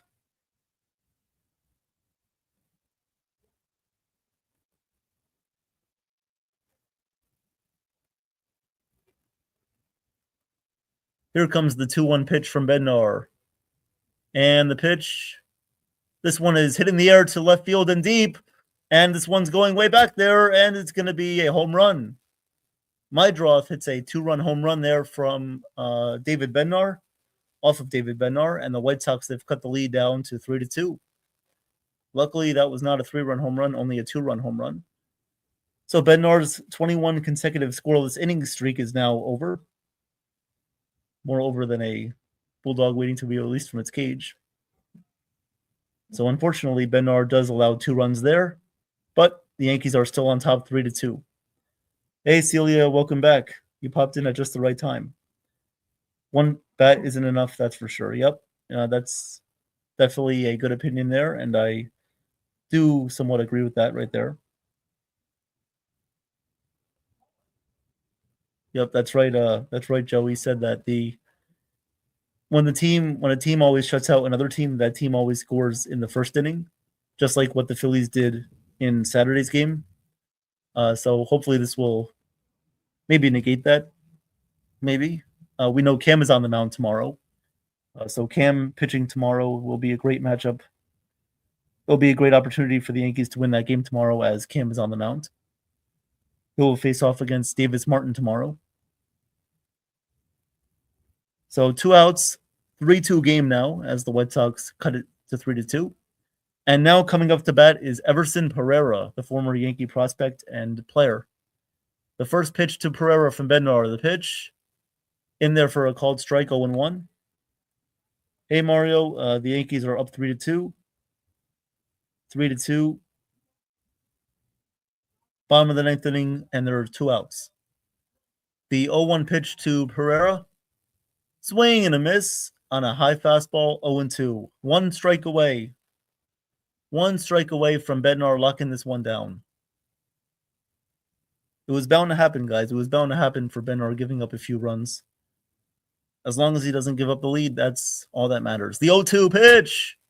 Oh, he bounced up there, 1-2. 1-2 here on Everson Pereira. Come on, Bednar, let's close it out. Come on, Bednar.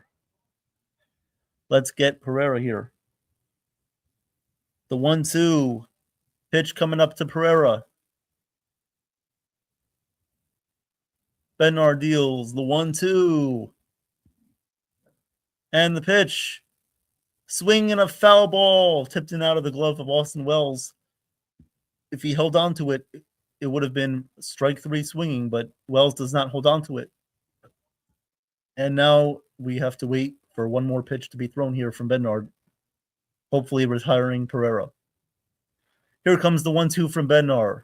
The set and the pitch. Misses up high with a fastball. Now the count is at 2-2. 2-2 here on Everson Pereira. Bringing Doval. Oh, no. Actually, Doval pitched pretty well the other night, as Chef and I called that game. The 2-2 pitch. Fly ball to right field down the line, and it's going to go foul at a play. definitely don't want to bring in Matt Seelinger. That's for sure. Matt Seelinger was like an Alex Carrillo for the Mets.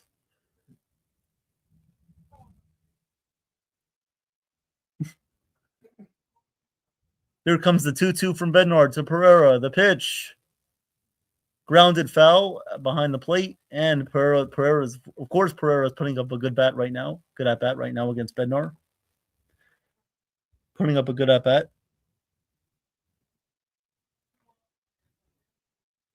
Yep, that was a good win, Mario, when we won 1-0 over the Phillies on Friday night.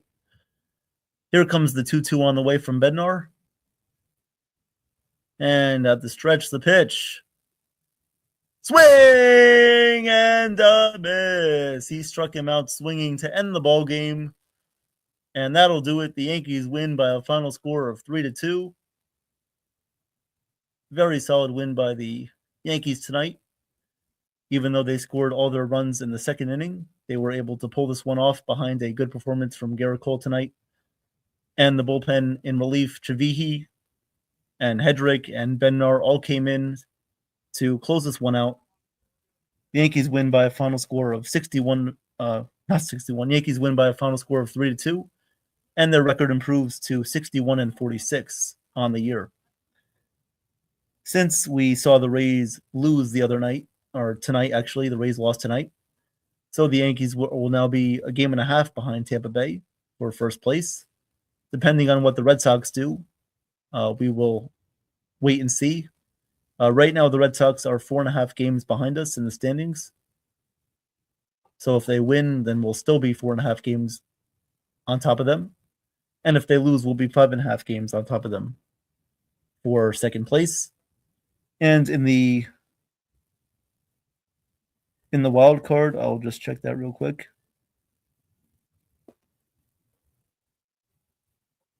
In the wild card, the Yankees have a 5-game lead on the Red Sox, and Cleveland holds the third wild card spot. They are a half game up against the Minnesota Twins, who are only a half game back. The Astros are a game and a half back, and the Mariners are 2 games back in the wild card. But overall, a good win tonight. The Yankees win the first 2 games of the series against Chicago and go into tomorrow with Cam on the mound. So you must be feeling good about the Yankees winning the series, with Cam on the mound tomorrow facing off against Davis Martin for the White Sox, who the Yankees did very well against in their first matchup back in Yankee Stadium back in June. Tomorrow's game will be on Amazon Prime. Like I said before, guys, we're going to be having all the games coming up here on the channel for the rest of this week. Tomorrow, Thursday, Friday, Saturday, and Sunday. And then on Sunday night is our trade deadline preview show. Coming up on Sunday night, we'll preview the trade deadline. We'll give our thoughts and opinions on what the Yankees might do. And we're also going to talk about the impact of possibly baseball not happening next year, of what the strike might look like and how teams will react during the deadline, in regards to baseball possibly not happening next year. And we'll see how teams are impacted by that. And we'll also talk about how the Yankees are affected by that as well. So I appreciate you guys being here tonight. Appreciate it. Thank you to everybody who was here giving us the likes. Had a lot of likes tonight, over 20 likes. So we appreciate that. And we did reach our goals. We also got a couple of subscribers. So thank you to those who subscribed as well. We appreciate you all. Come back tomorrow morning for Coffee Bagels with Joe. Tomorrow morning at 8 a.m. with Joe, of course. And now that's pretty much going to do it. But on Monday is our big day trade deadline show from 10 a.m. to 6 p.m. So please come back on Monday, of course, for that, an all-day affair. We'll see what trades happen. We'll break down the news and rumors and all those things. We're also going to have guests on the channel too. And that's about it. But I thank you guys for being here. Thank you for the support. And I hope everybody has a awesome night. We'll catch you guys on the next play-by-play. So have a great night, guys, and we'll see you later. I am Katharina Michio, and you are watching NY Mania. I'm Kayla Walsh, and you're watching NY Yankee Mania. Hi, my name is Maria Venuto, and you are watching New York Yankee Mania. I'm Marnie Schneider. I'm the author of Football Freddy, and I am so excited to be part of the New York Yankee Mania show. Hey, everybody, it's Ian Eagle. You are watching NY Yankee Mania, the best.